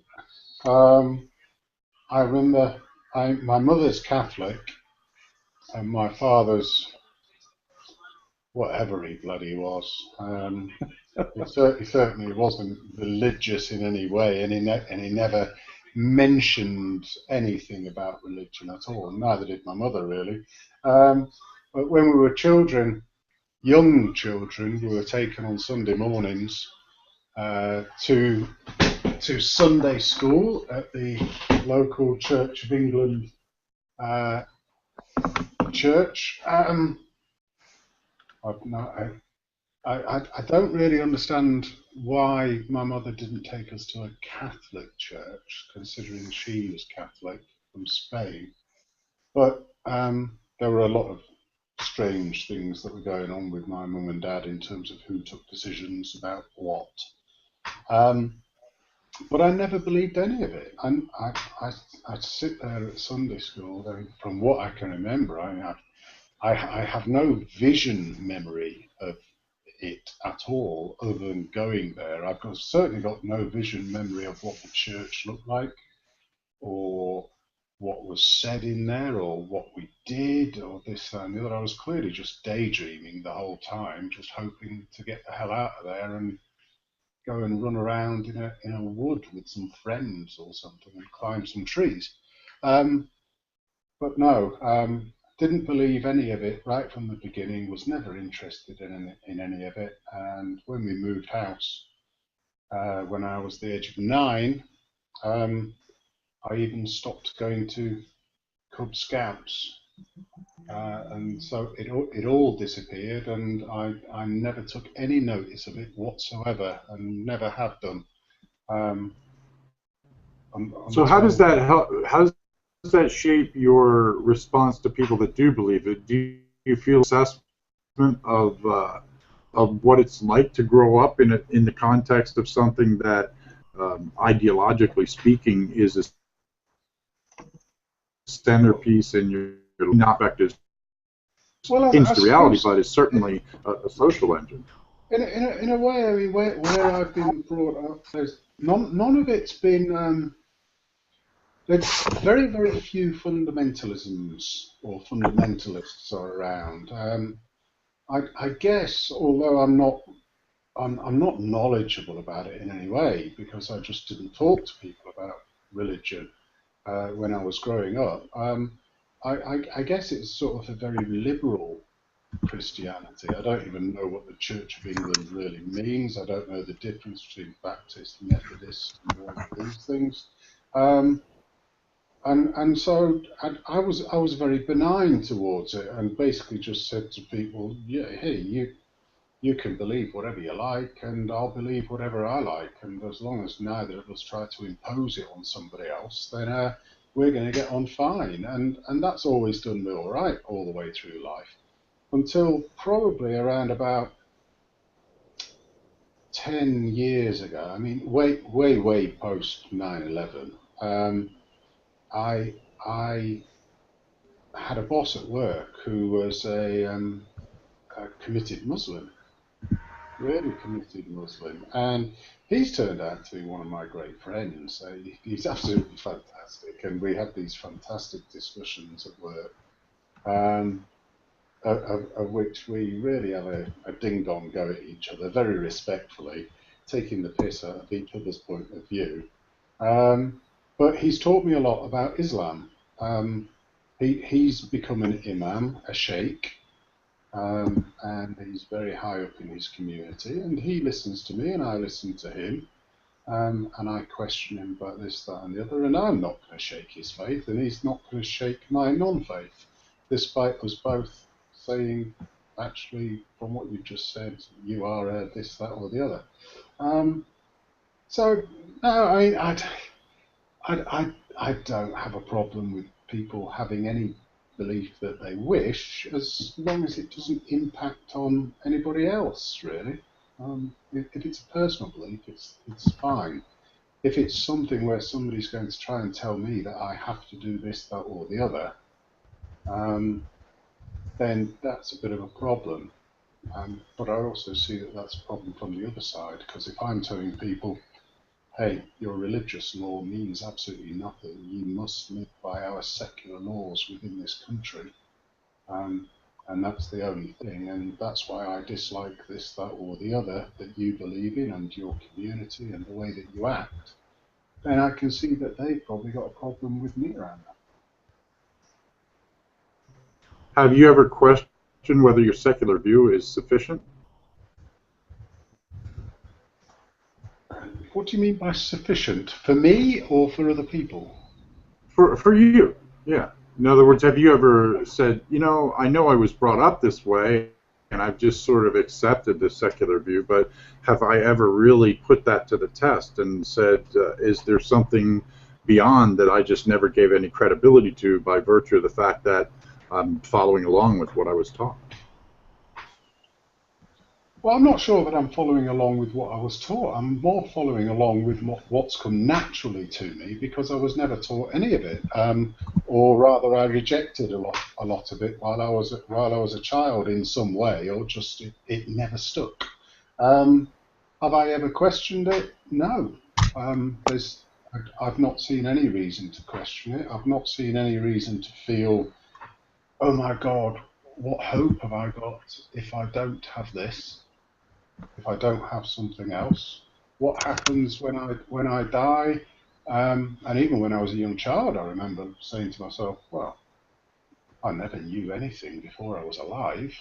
Why should I know anything after I've died? This is my one life. The only thing that I have in the end is the memories that I give to people that are close to me, because no one else will remember me. So the only thing I can do is the best that I can for my children. So that hopefully they remember me. But that won't last very long either. Not much more than their life or their children's lives. So no, it's never been something that I've cared that much about in terms of is there anything else? Because I just don't consider that there is or could be. Yeah, I think along with our cognitive functions as human beings, we get a little bit of temporal perspective that travels beyond the scope of our own life. We can recognize history and sort of project it into the future, and with that comes along that notion of our own mortality. I wonder if, as an artifact of having discovered the fact that we all die, if maybe religions were a pushback, sort of a band-aid over that fear of our own recognition of our nature of mortality. I'm speculating here, but I wonder if that's part of the deal. I agree with you. I had a couple of Jehovah's Witnesses come round the other day, and I was actually in. I answered the door, and I thought, oh, okay. And right off the bat, I let them know that I was of the atheistic persuasion, and the only comment that they had straight off the tongue was, "What's it like to live without any hope?" I just couldn't accept it as a question. I said, well, I have lots of hope. I just don't believe that there is an eternity that I can have. I am a mortal human being that has one life. I started and I will end, and the rest of it's the middle. Could have asked them, what's it like to live with false hope? I could have done, but I have no proof that it's false. I have no proof and no evidence that anything's true or false in those sorts of respects. So they can have their Yeah. belief, I think and Dave. and I'll have mine. I think Dave could relate to what it felt like to perceive you as somebody that's just out in the law. He described things was he felt his heart went out to people that didn't know Jesus the way that he did, and that he did feel like they were kind of lost, and they would have felt like that. Is that a fair statement, Dave? Yeah, No, definitely. can you? Definitely. Yeah. From my perspective as a Christian, you live with no hope. And so you can say, yeah, but I'd live with lots of hope, and I would say, well, it is false hope, because if you don't accept Jesus, then you've got that hope that you've got is foundationless. It's based on nothing. But yeah, but I do think now that I could demonstrate what the Jehovah's Witnesses, and I often do, because Jehovah's Witnesses come around a lot, and they're always in town where I live. I do demonstrate and can demonstrate why their hope is false, and that's what I was talking about, Joe, with the logical fallacies.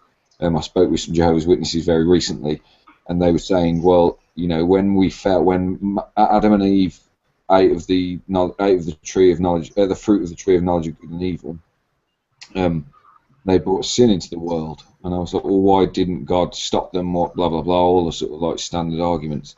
And they said, because God just lets us have our free will, and He lets us live in the way that we think is right, and doesn't intervene.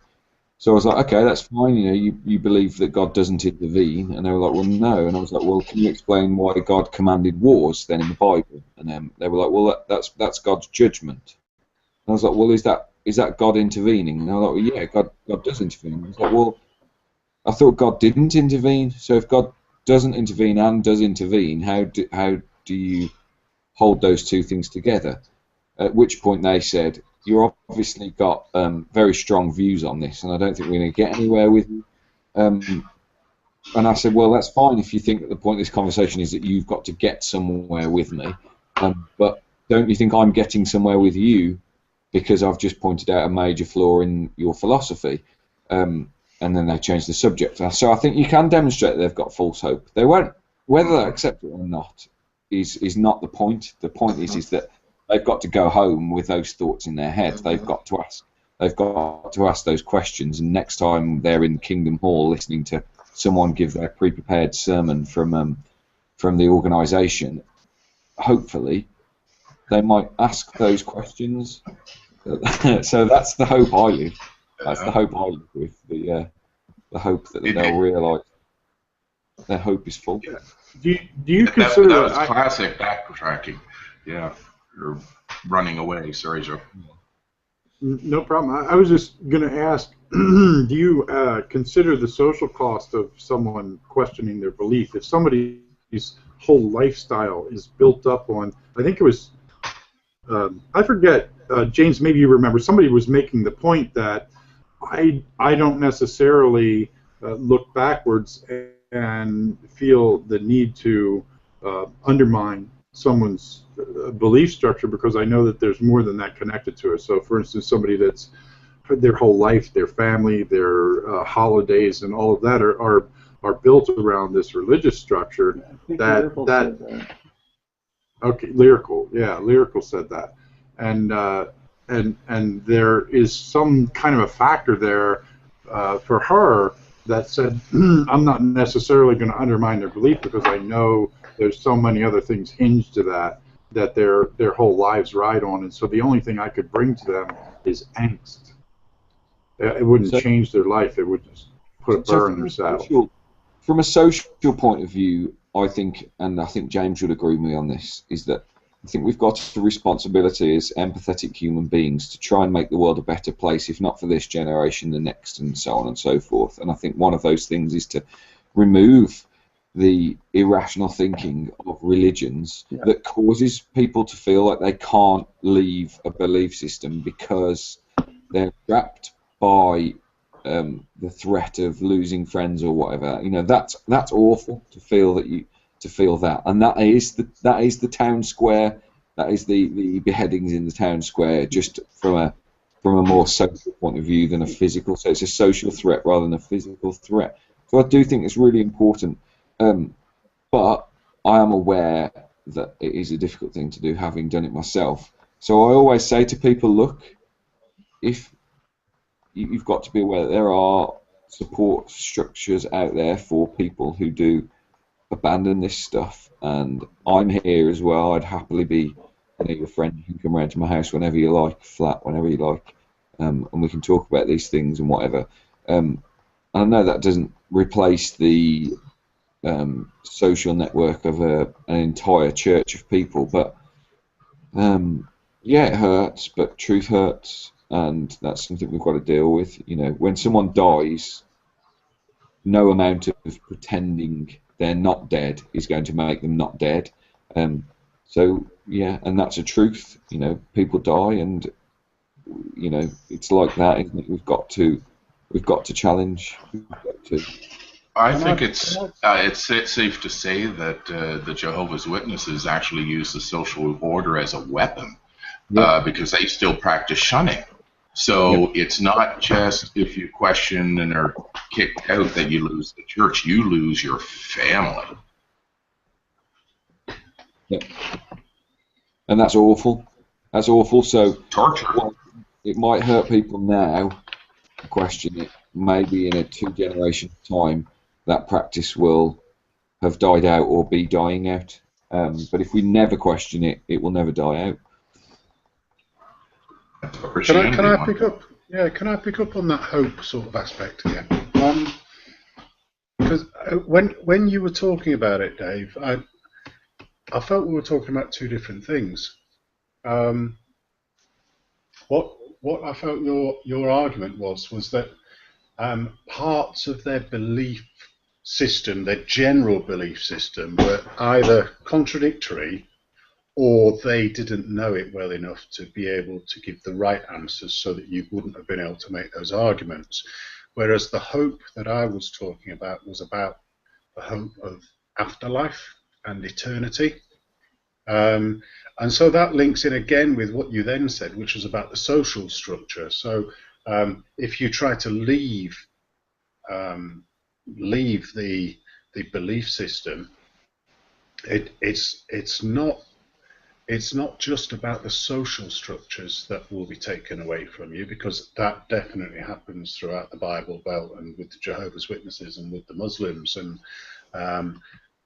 whatever. But it's about that post-death hope as well that they are really, really pushing into people, and it's the indoctrination from birth of people who don't believe will go to hell.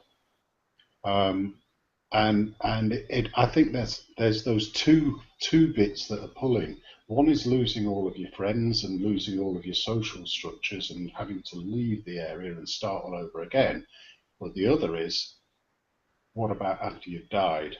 And I think that has a very strong pull on a lot of people who are not necessarily strong enough within themselves to say to themselves and to stay sane, I have only this life. I need to do as much in it and for the best that I can do within it. And then they've got all of these other things that push on them about what they've been indoctrinated with. So if you don't have belief, you've got no morals, you've got no compass, you don't know what's right and wrong, and etc., etc. And it's those sorts of things that I have a concern about, wider than just the social aspect. Yeah, I agree. It's a classic abusive relationship, isn't it? I mean, it enslaves you. It's the old bait and hook, where you have to not only give up the bait, but the line. And the hell, the afterlife is the line. Because where is your connection to the universe? Right? As an individual, where do you make your mark? And that is the big fear tied in with that. And that's why the fear of death and hell and that is also tied to social structure. Slave is a good term. It's a term that Paul used consistently throughout his epistles. In a lot of the translations, they've moved away from using the word slave and they use the word servant. But in a lot of cases, if you look at the original Greek, it is the word slave that he used. And it was very strong. You are a slave to God. You are a slave to Jesus. You are a slave to this religion. The term used most often is bond servant or bond slave. Yeah. You're indebted. Yes, you owe. It's an owing, and you can't ever get out of it. Yeah, you're indentured servant, but in a slave mentality. Don't use that term. That's not a biblical concept. That's a gene. Yeah, no, I understand that, but I'm not as academic as others. All the references to slavery in the Bible have nothing to do with willingness on the part of the one being enslaved. Well, it is kind of in a backdoor sort of way implied because you have free will, right? So in one way, indentured servitude is a valid description, but you also have to lock in the slavery with it as well, because it's both going on. The indentured servitude only works when you're talking about Hebrews slaves being held slaves by the Hebrews. That it can be argued. It's when they've got slaves that they've got from invasions to other cultures where they've just taken the women and children as their own. That's when it's slavery. And that's the thing that a lot of Christians struggle with. They can't really answer, not in a way that doesn't support slavery anyway. No, I understand why the use of indentured servant is kind of, explosive in a way. Not the right word, I know, but I'm still struggling with focus. But it's an element of that within there for you to have your own free will to say that you will be a slave. Mm-hmm. Yeah, at the time that was being used, at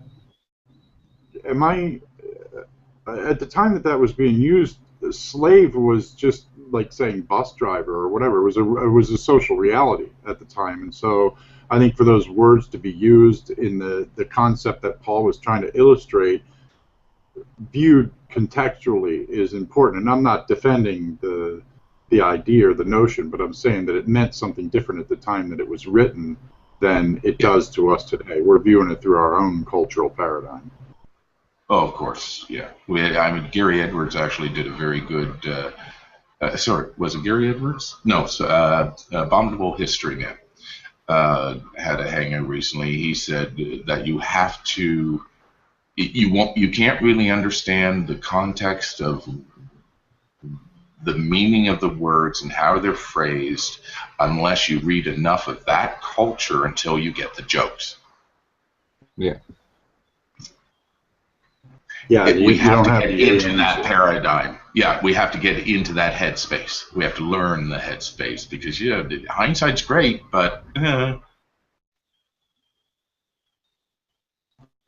Right, I think that same thing is true for cross-cultural understandings too. That we have a tendency to view the behaviors of one culture or another through our own local cultural paradigm, as opposed to being a little bit more understanding and pluralistic. I forget who it was that said, if you want an education, travel.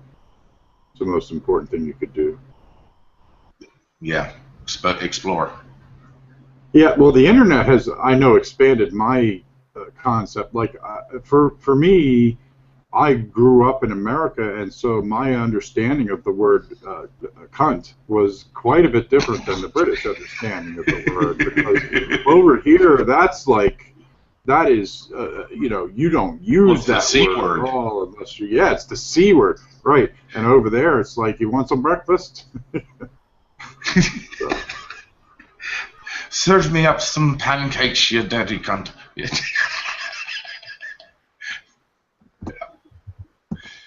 Language is a funny thing. Yeah, it is, and yeah, and even gestures or whatever. So you have to, in order to be able to talk, even people with the same language, you have to really understand their whole mindset and not just the superficial words. Yeah, I mean, people are too stuck up on a word. In some cultures, especially North America, you're stuck up on words. Words are only a single piece of a larger piece of information. Why are you preventing yourself from listening to the rest just because you yourself have an issue with a word? Mm-hmm. Right. It's like, well, let's take in America, there's a bit of a debate on being able to, who and can you say the word nigger? I mean, in certain contexts, yes, you can. Right. Blazing Saddles, the movie, was a spectacular demonstration of that. Because it was used in a parody of itself. Yeah, I think context, and that's where comedy is really. We were talking about that earlier. Is that you have to have a certain context, so you can't just a joke that works here won't work there. If you have a trust relationship with somebody, they're going to get it. Where if you said it somewhere, like me, I can make bald jokes, but Dave, no way. Do not make bald jokes. I will take offense. Look at that. Look at that crop of hair growing out of your head. It's luxurious and pissing me off just looking at it. So, Joe, take heart, because look at that high forehead. He's probably going to go your way eventually. So. That high forehead. Look at that. That's beautiful. There's no receding hairline. Nothing. Beautiful. No, wait! You got a storm moving up the isthmus of. This stuff here, I got in grade 11. I'm 53 now. My dad looked like Joe at 35, so I think I'm gonna be all right. Yeah. I've got three brothers. Two of them are balding, and me and the other brother have just got really thick hair. And my mum's side of the family are bald, not all of them. And my dad's side of the family got really thick hair. So what I'm going to get is hearing problems and breathing problems, because I'm going to get thick hair growing out of my ears and nose. That's going to be my affliction. I'm Irish heritage, straight from my mom. I take after a lot of the physical traits from my mom. 33, I had to shave my ears. Well, your ears, and it was bright red. Your ears and some of your nose are the only two things that keep growing through adulthood. So they never really stop growing, which is why these older guys have like ears that look unproportionately large, because they just never really stop.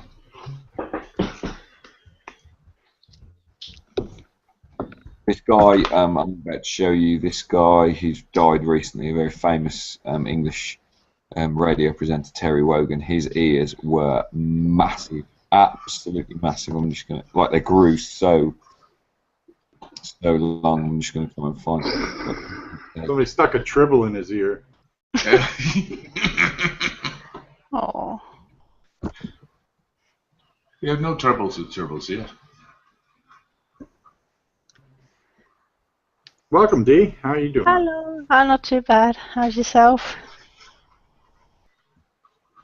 Pretty good. Have you are you aware of the conversation background that's been going on here? Or? Is it from what? We've been talking about beliefs. Yeah, I've seen and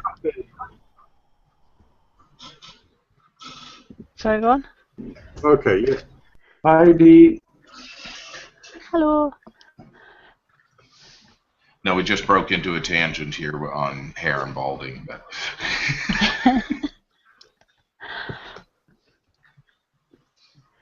Poor Dave was getting picked on. Dave was getting. Oh, is that because he's got hair? Yeah, it's because of hair. hair. Isn't grey yet. Joe turned on me. Yeah. Dave, don't try to put this on me. You're the one that grew the hair. I'm the victim here. Don't gaslight me. You think you can gaslight me? You'd love for me to put it on you, Joe. Obviously, I mean, you'd love it if you. Literally. So D.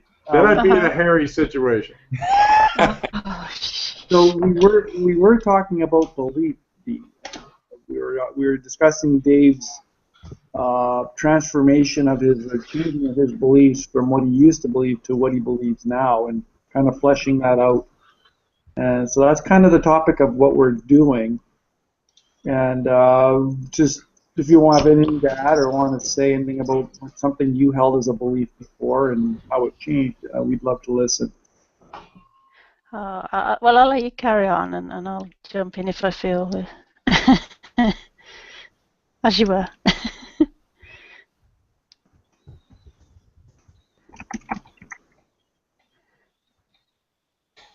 Yes. Okay, well, I'm gonna drop out now because I've got 30 books to mark for tomorrow. So thanks for having me, and I've had a really good time, and maybe I'll be around in a few hours. But yeah, great stuff, and I look forward to the sort of final video. Mostly just to be interested to see how much of me you cut out, really. But yeah. Well, we leave the original taping up as well as the final video, so that they're on two different channels. You'll be able to compare. Okay, cool. All right. See you later. Thanks very much. Bye, Dave. Take care. Bye. Thank you. Yeah, I think that's important to leave the original up to the taping, because that way, if somebody wants to dig deeper, they can, and also if the meaning is changed because of the edits, then you can see. Good journalism, always leave your raw data untouched. Good science, too. And a good way to debunk conspiracy theories. I don't know if there is a good way to debunk it. You know, some people that hook onto an idea and then that's it. That there is everything else from that point is just an ideological immune system that keeps all pathogens out, and sometimes the pathogens are facts. I think you could be right there. Well, kind of like what Dave was talking about with the Jehovah's Witnesses that he was talking about that he had recently engaged, that as soon as they realized that he was making points, they started shuffling the back out of there in language, and I'm sure physicality as well. Yeah, I can imagine that they probably walked out of that with a little bit of a black eye. The last Jehovah's Witness that I had here, I saw him think for about a split second, and then he ran away. He was out the door within 5 seconds. And they've never come back. Which is a good side effect, but anyway. Jehovah's Witnesses don't like talking to me. They seldom come back. I've had elders come to my door and run away, so they don't like me a whole lot.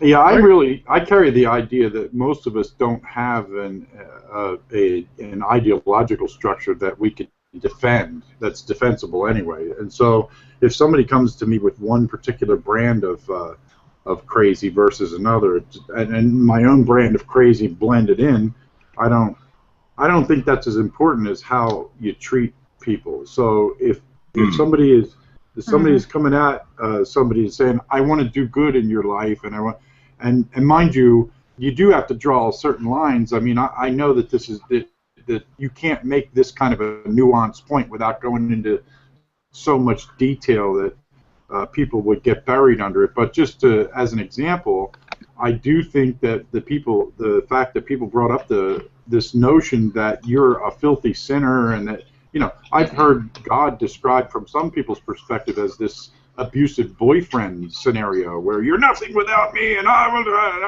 you've done no good, all good goes to me, and that sort of thing. And I go like, well, that is a serious issue, but the question about how to address that in an effective way is not necessarily built on calling the baby ugly. So I don't necessarily think there's a lot of utility in just unleashing the truth, because if it's effective, yes, but if it's not, you'll win an argument, but you may in fact lose a war because you're strengthening somebody's resolve to dig in and be entrenched in a particular ideology. So there's that Machiavellian aspect to the whole thing. Well, also you have to realize that some. Sorry, Dee, go. I was just saying I'm inclined to agree with what Joe just said there. That's all. Yeah. Oh, so am I. And you have to, but we also have to acknowledge and accept that some people, no matter what happens, they will always just. It's a compulsion in them, and they'll never stop being that abusive nature. Not without something really traumatic shattering their bubble. Well, you can't give water to the unthirsty. I think that ultimately, if everybody's facing rearward on the elevator, the new person coming on is going to be inclined to work. So it's a question of where you work, and I think you work at the margins. You don't work at the entrenched people who will fortify the existing position. You work at the peripherals where there are people that are willing to be open to new ideas, or if they're exposed to a new idea, will process it as opposed to view it as a pathogen. So Agreed. I mean, there's people who show signs of wanting to get away. Yeah, sorry, Dee. Yeah, that was another. Without naming names, there are certain people I may respond to, generally in written form, in comments rather than that. And people say, well, why do you bother talking to them? I'm thinking, I'm not actually addressing that person directly. What I'm addressing is the people that Joe just mentioned, the people on the periphery who might be reading through this when somebody's made some sort of claim about something, and I'll go, well, actually, if you look at the statistics, and here's a link to several statistics showing that you are probably incorrect. I'm not actually addressing the person I don't like and don't care for. I'm addressing people who might be reading through this, and they're the ones on the periphery that haven't decided one way or the other. And that's why I like you, because you're for, no, seriously, because you are for neither party. You're going for what we've figured is reality. You're the third option. That's where your motivation is. Do you understand what I'm getting at? I'm not fully focused yet, so apologies. That's okay. In one way, it's the greater good. You're thinking more of yourself, but you're not thinking of anyone in specific. I mean, and kind of building on what Joe just said, but it's slightly related in that I heard something fairly recently which I thought was quite good. They said, I forgot what it was now. The confrontation isn't started by the person who initiates it, but by the person who responds. And I thought that was quite an interesting, I think it's something like that. I can't remember exactly what. And it's like, yeah, that's why sometimes I don't just start going, oh, you're an idiot, you're a twat, blah, blah, blah. I just think, I'll just address these points. And again, it's the person on the periphery. I don't want to engage in an argument with certain people. I can't. It's just, what's the point? That was well said, Joe. Yeah, that is good.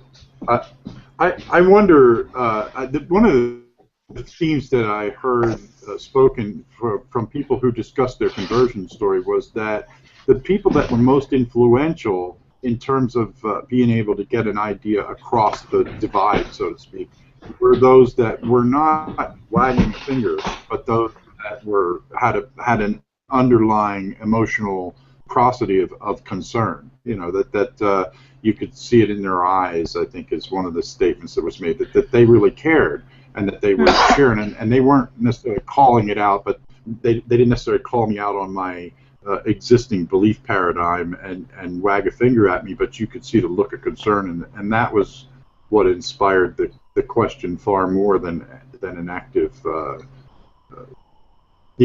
superficial. The superficial mechanisms often engage our defense mechanisms, and we go all fight or flight, and that means everything's black or white. Obviously, you're in a black hat. Get out. Mm.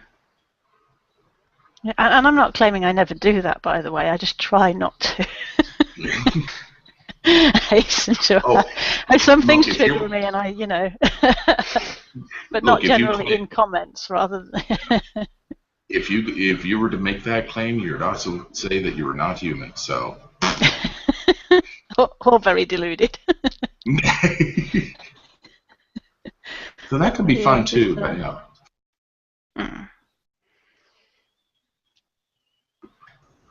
Well, I'm like you, Dee. There are sometimes I'll engage, not necessarily in a hangout, but in comments. I find myself responding to the people who are reading them, not the person that's I'm responding to, because they are never going to get it.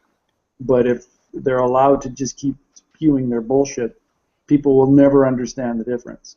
So I spend a lot of time doing that, because I don't have a lot of tolerance for people who are willingly wanting to hold on to an ignorant position and aren't willing to listen to another side. Do you think it's a matter of willing? I mean, you're using the word willing as if I'm understanding willing to be they know they're wrong, but they're holding it anyway, kind of willing. Or do you mean some other kind of willing? I really believe there are a lot of people who hold very belligerent views that know that their position is wrong, but they're so stuck they can't see a way out. So they violently defend it, because that's what people do who hold unrational positions. They have to be aggressive in their defense, because you can't touch my thinking, you can't touch what I believe, because I have to believe it. I see a lot of that. They shut down their listening. Yeah, they have to. They have to protect their belief system. Yeah, I guess it's that cognitive dissonance, isn't it? Where I think so, yeah.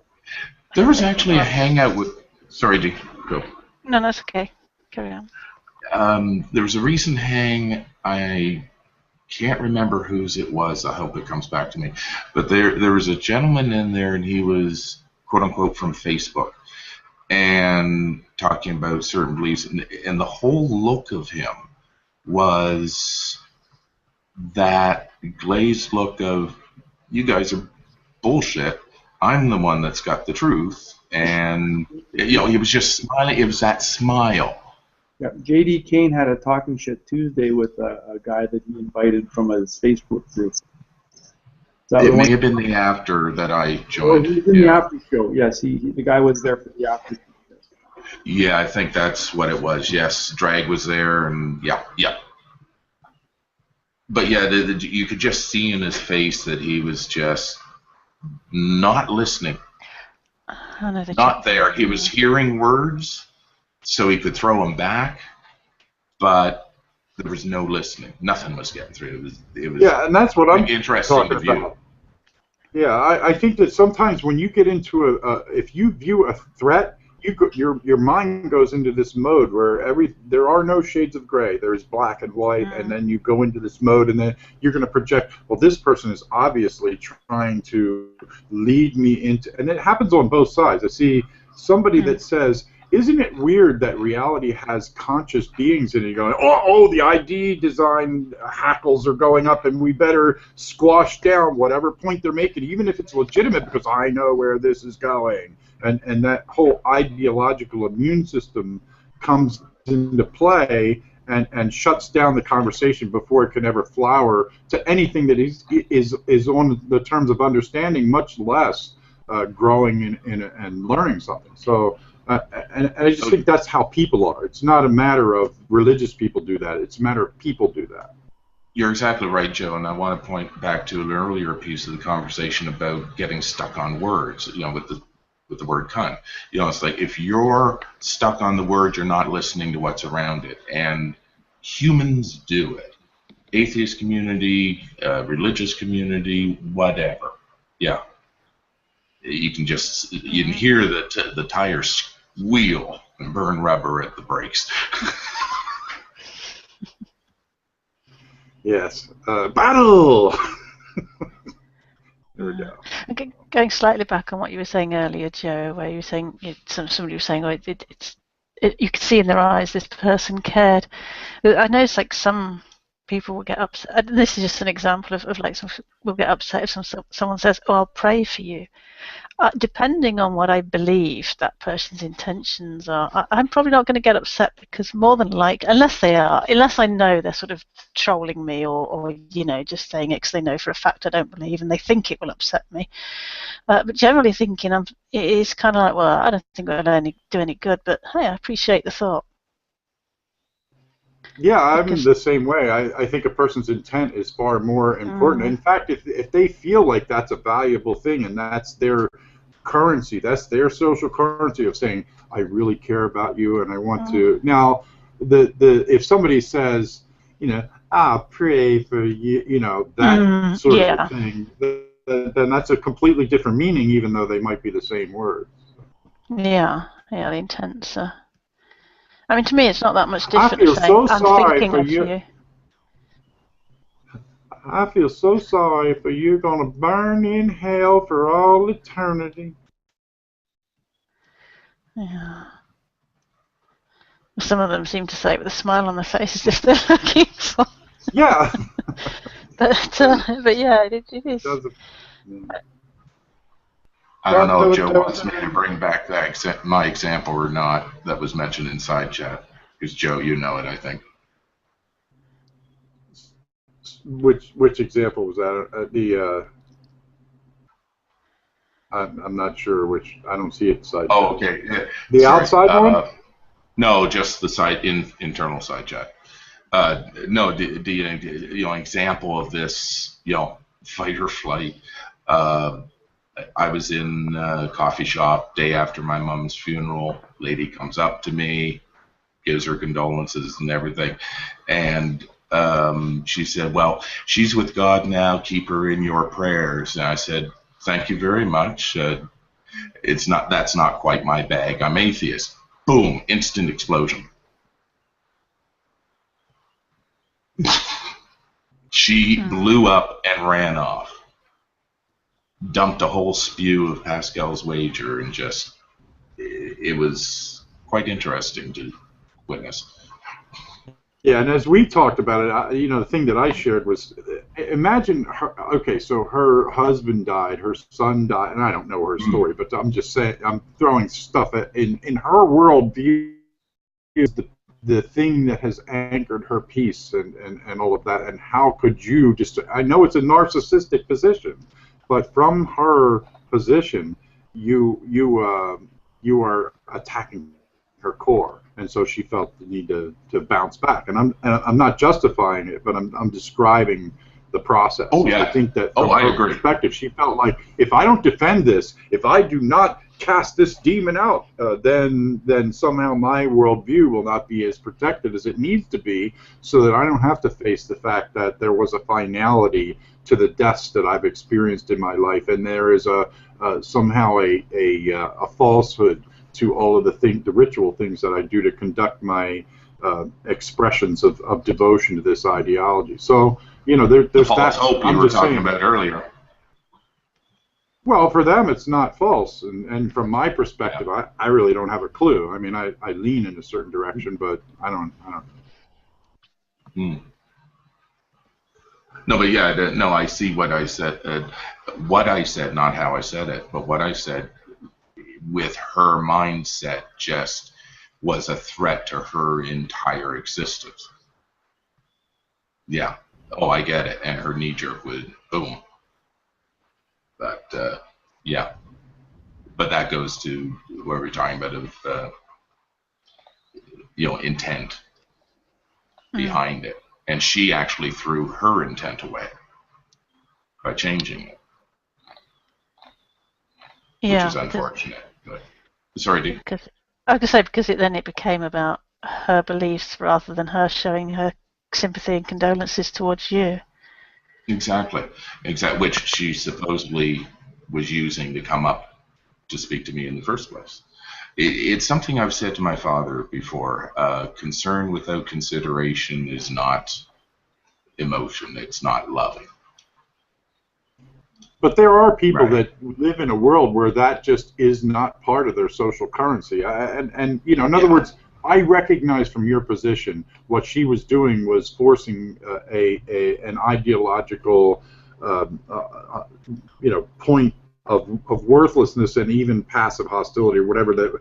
But from her position, these are the things that work. These are the things that people use to convey their value one to another, and so the fact that she was just using the wrong currency to buy the soda from the convenience store is in her mind, she doesn't understand why you were even as vicious as you were, and all you said was, "That's not my bag, I'm atheist." But to her, that was an absolute and thanking attack. her first.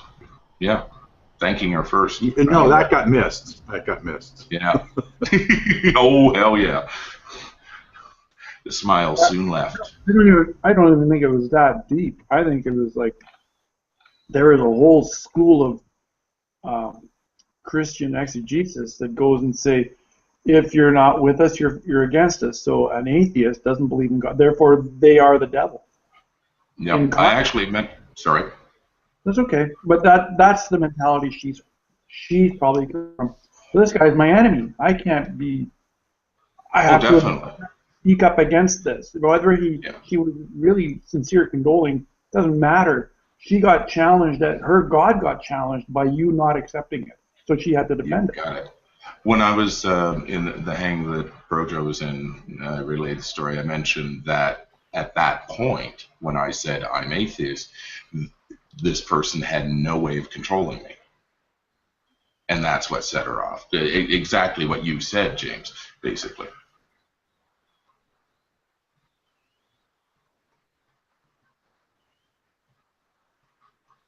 Right, I'm not part of the group, so I'm against the group.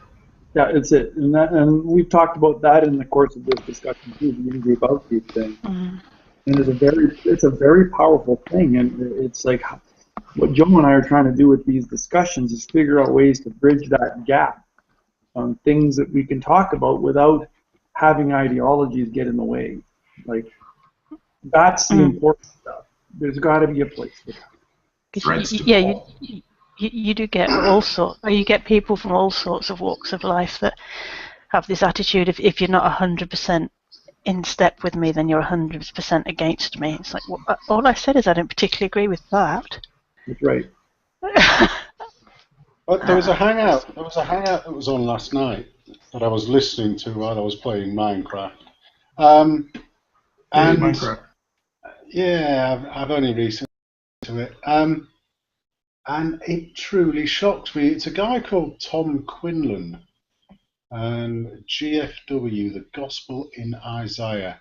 And they were talking for a good few hours about the end of times and how it was very clear that they were very aware that we are actually in the end of times. So conspiracy on top.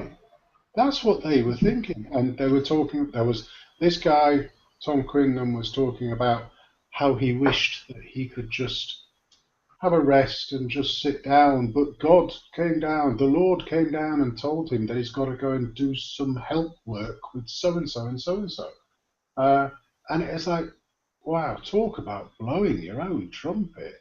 Really, really strange. But then they started talking about harvesting. Yeah. And I was listening, I was thinking, no, they can't mean that. They can't mean that. And it was. What do you mean? Sorry, what do you mean by harvesting? These people felt that they were going to be the harvesters for God during the end times. They would be the ones that sweep up all the bad people and throw them away. As if they've got a scythe, just chopping people off in half and chucking them down into the pits of hell. And they were looking forward to it. Oh, yeah. Yep. It was a very, very strange and quite shocking. Well, there are streams of eschatology that talk about different things that are going to happen at the end. in the end times, and one of them is the mountains are going to fall on people, and hailstones the size of mountains and all this stuff. And there is a couple passages that refer to, at that time, the Jews will come to Christ. That's the harvest. There was a lot of talk about that. Yeah. Yeah, a lot. that's the harvest. It's all about Israel. Right? The house of Israel will return to the Messiah. So it's like, it's just mental gymnastics, but people really believe this stuff. And this is why, for me, I'm an anti-theist. It's like, there's nothing good that comes out of that thinking, because you're automatically set against another group of people just because of who they are. That can't be good. And we see it throughout history. There's just nothing good that comes to that. How do you have a discussion solving world hunger when they don't believe in the same God as you? What's the point? I want to make a point here, just to touch on politics. Forgive me, but let me finish it. Ted Cruz is a dominionist. He comes from that camp of wanting the end times to come so that Jesus arrives and sets everything, quote unquote, right. That's why I'm with James on that camp in the anti-theist side. This is the real damage that beliefs can do, is have people be governing over people in the 21st century who still think 2,000 years ago. I completely agree. I'm going to use difficult, problematic wording, but we're better than that. We know more now. We are more enlightened as a people than we were then. We've evolved as a species beyond that. We've evolved in our thinking. Yes. Not in our physical yet, because we're still basic apes running around trying to figure out what being self-aware is all about. We're getting there, but baby steps. Yeah. It's just, yes, when it comes to politics, I really don't like the idea of voting in people who are going to support policies and wars, etc., that go towards this end times thing. It's like, what? Well, this is what they believe. Wow. And Ted Cruz is the head of the NASA budget committee. Wow. I don't have an issue per se with what they believe as such, but if they're going to use their beliefs as their policies, sorry. That's what they want to do. You can't. Yeah, that's the disconcerting bit for me. Of like, okay. What was the name of that movie with Martin Sheen as the president, and he's got his West Wing? No, I don't know. It was a movie where he pushes the button to launch a bunch of nuclear devices. Oh, it was oh shoot! It was a horror. Crichton, was it? No, not Crichton. Shit. But the essence of the thing was his right-wing Christian mentality made him push that. We're gonna have a glorious hallelujah. We're starting this. That's the mentality. And we're giving these people access to stuff that can wipe the world out. Because that's their belief system. They won't think twice about sending nukes anywhere. They don't care. They have no reason to care that we need to go live longer than the next 20 years. They have no reason for it, because according to them, we're living in the end times now. So Jesus is coming back. So who gives a shit about everything around you? People buy this stuff, and they put in people who have these mindsets and wonder why rights get taken away, and they wonder why, how come you hate those people? Well, because they're against us. Wow, that's just bizarre. And the movie was The Dead Zone, Joe. Thank you. You caught it before I did. Oh, I didn't know Walken was. Now I'm gonna have to find it because he's one of my favorite actors. I don't think I've seen that. No, it was I don't know why I said I don't think I've seen that. I know I haven't seen that. It's a good movie, Dick. It really is. It's who's? I'm trying to remember what it's based. David Cronenberg. Cronenberg. That would make sense. I'm not saying he's going to solve our problems, but when he goes into that mindset, he goes into taking over the job of a president with that mindset of, I don't care if our civilization survives because I've got something else I'm looking forward to, and come on, Jesus, let's go. How do you have good foreign policy if that's your mindset as a president? How do you find a way to work with people for developing cures to things, even care about curing things, finding ways to solve the oil crisis, getting rid of this, taking care of the climate? They don't care about the climate because they don't care if they're here anymore. They don't care, and that's clear. Yeah, it is disconcerting to say the least. In fact, that's probably putting it quite mildly, isn't it? It is crazy to think that the whole the people who support these people are very scary. I mean, that's scary that this is even a discussion, that the people are flocking to support people like Trump and Cruz and all these. The people are stuck because they're Republicans. We've got to vote for these people. Well, the people that are running for the nomination are reflective of the constituents. Clearly, these are the people that support the Republican Party. This is what their leadership thinks they want. That's even scarier.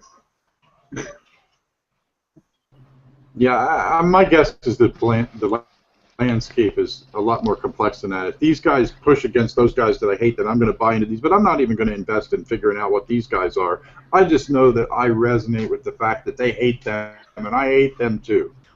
Like there's a lot of people that wrap around support of people for ideas or reasons that aren't necessarily sound. They haven't really thought them through. Nobody said all belief systems are sound. Mm-hmm. Concern without consideration again. Yeah. All right. Well, listen. I am going to take this broadcast off live just so that I don't have to edit, a billion miles of videotape. but we'll keep the conversation going. So if anybody wants to join me, certainly still can. So. If anybody has anything to say they want to wrap up, though, before we do take it off the air, please leak now or forever hold your peace. All right, then, we're out of here. Do unto others as you would have do unto yourself. Be good, people. Fair enough.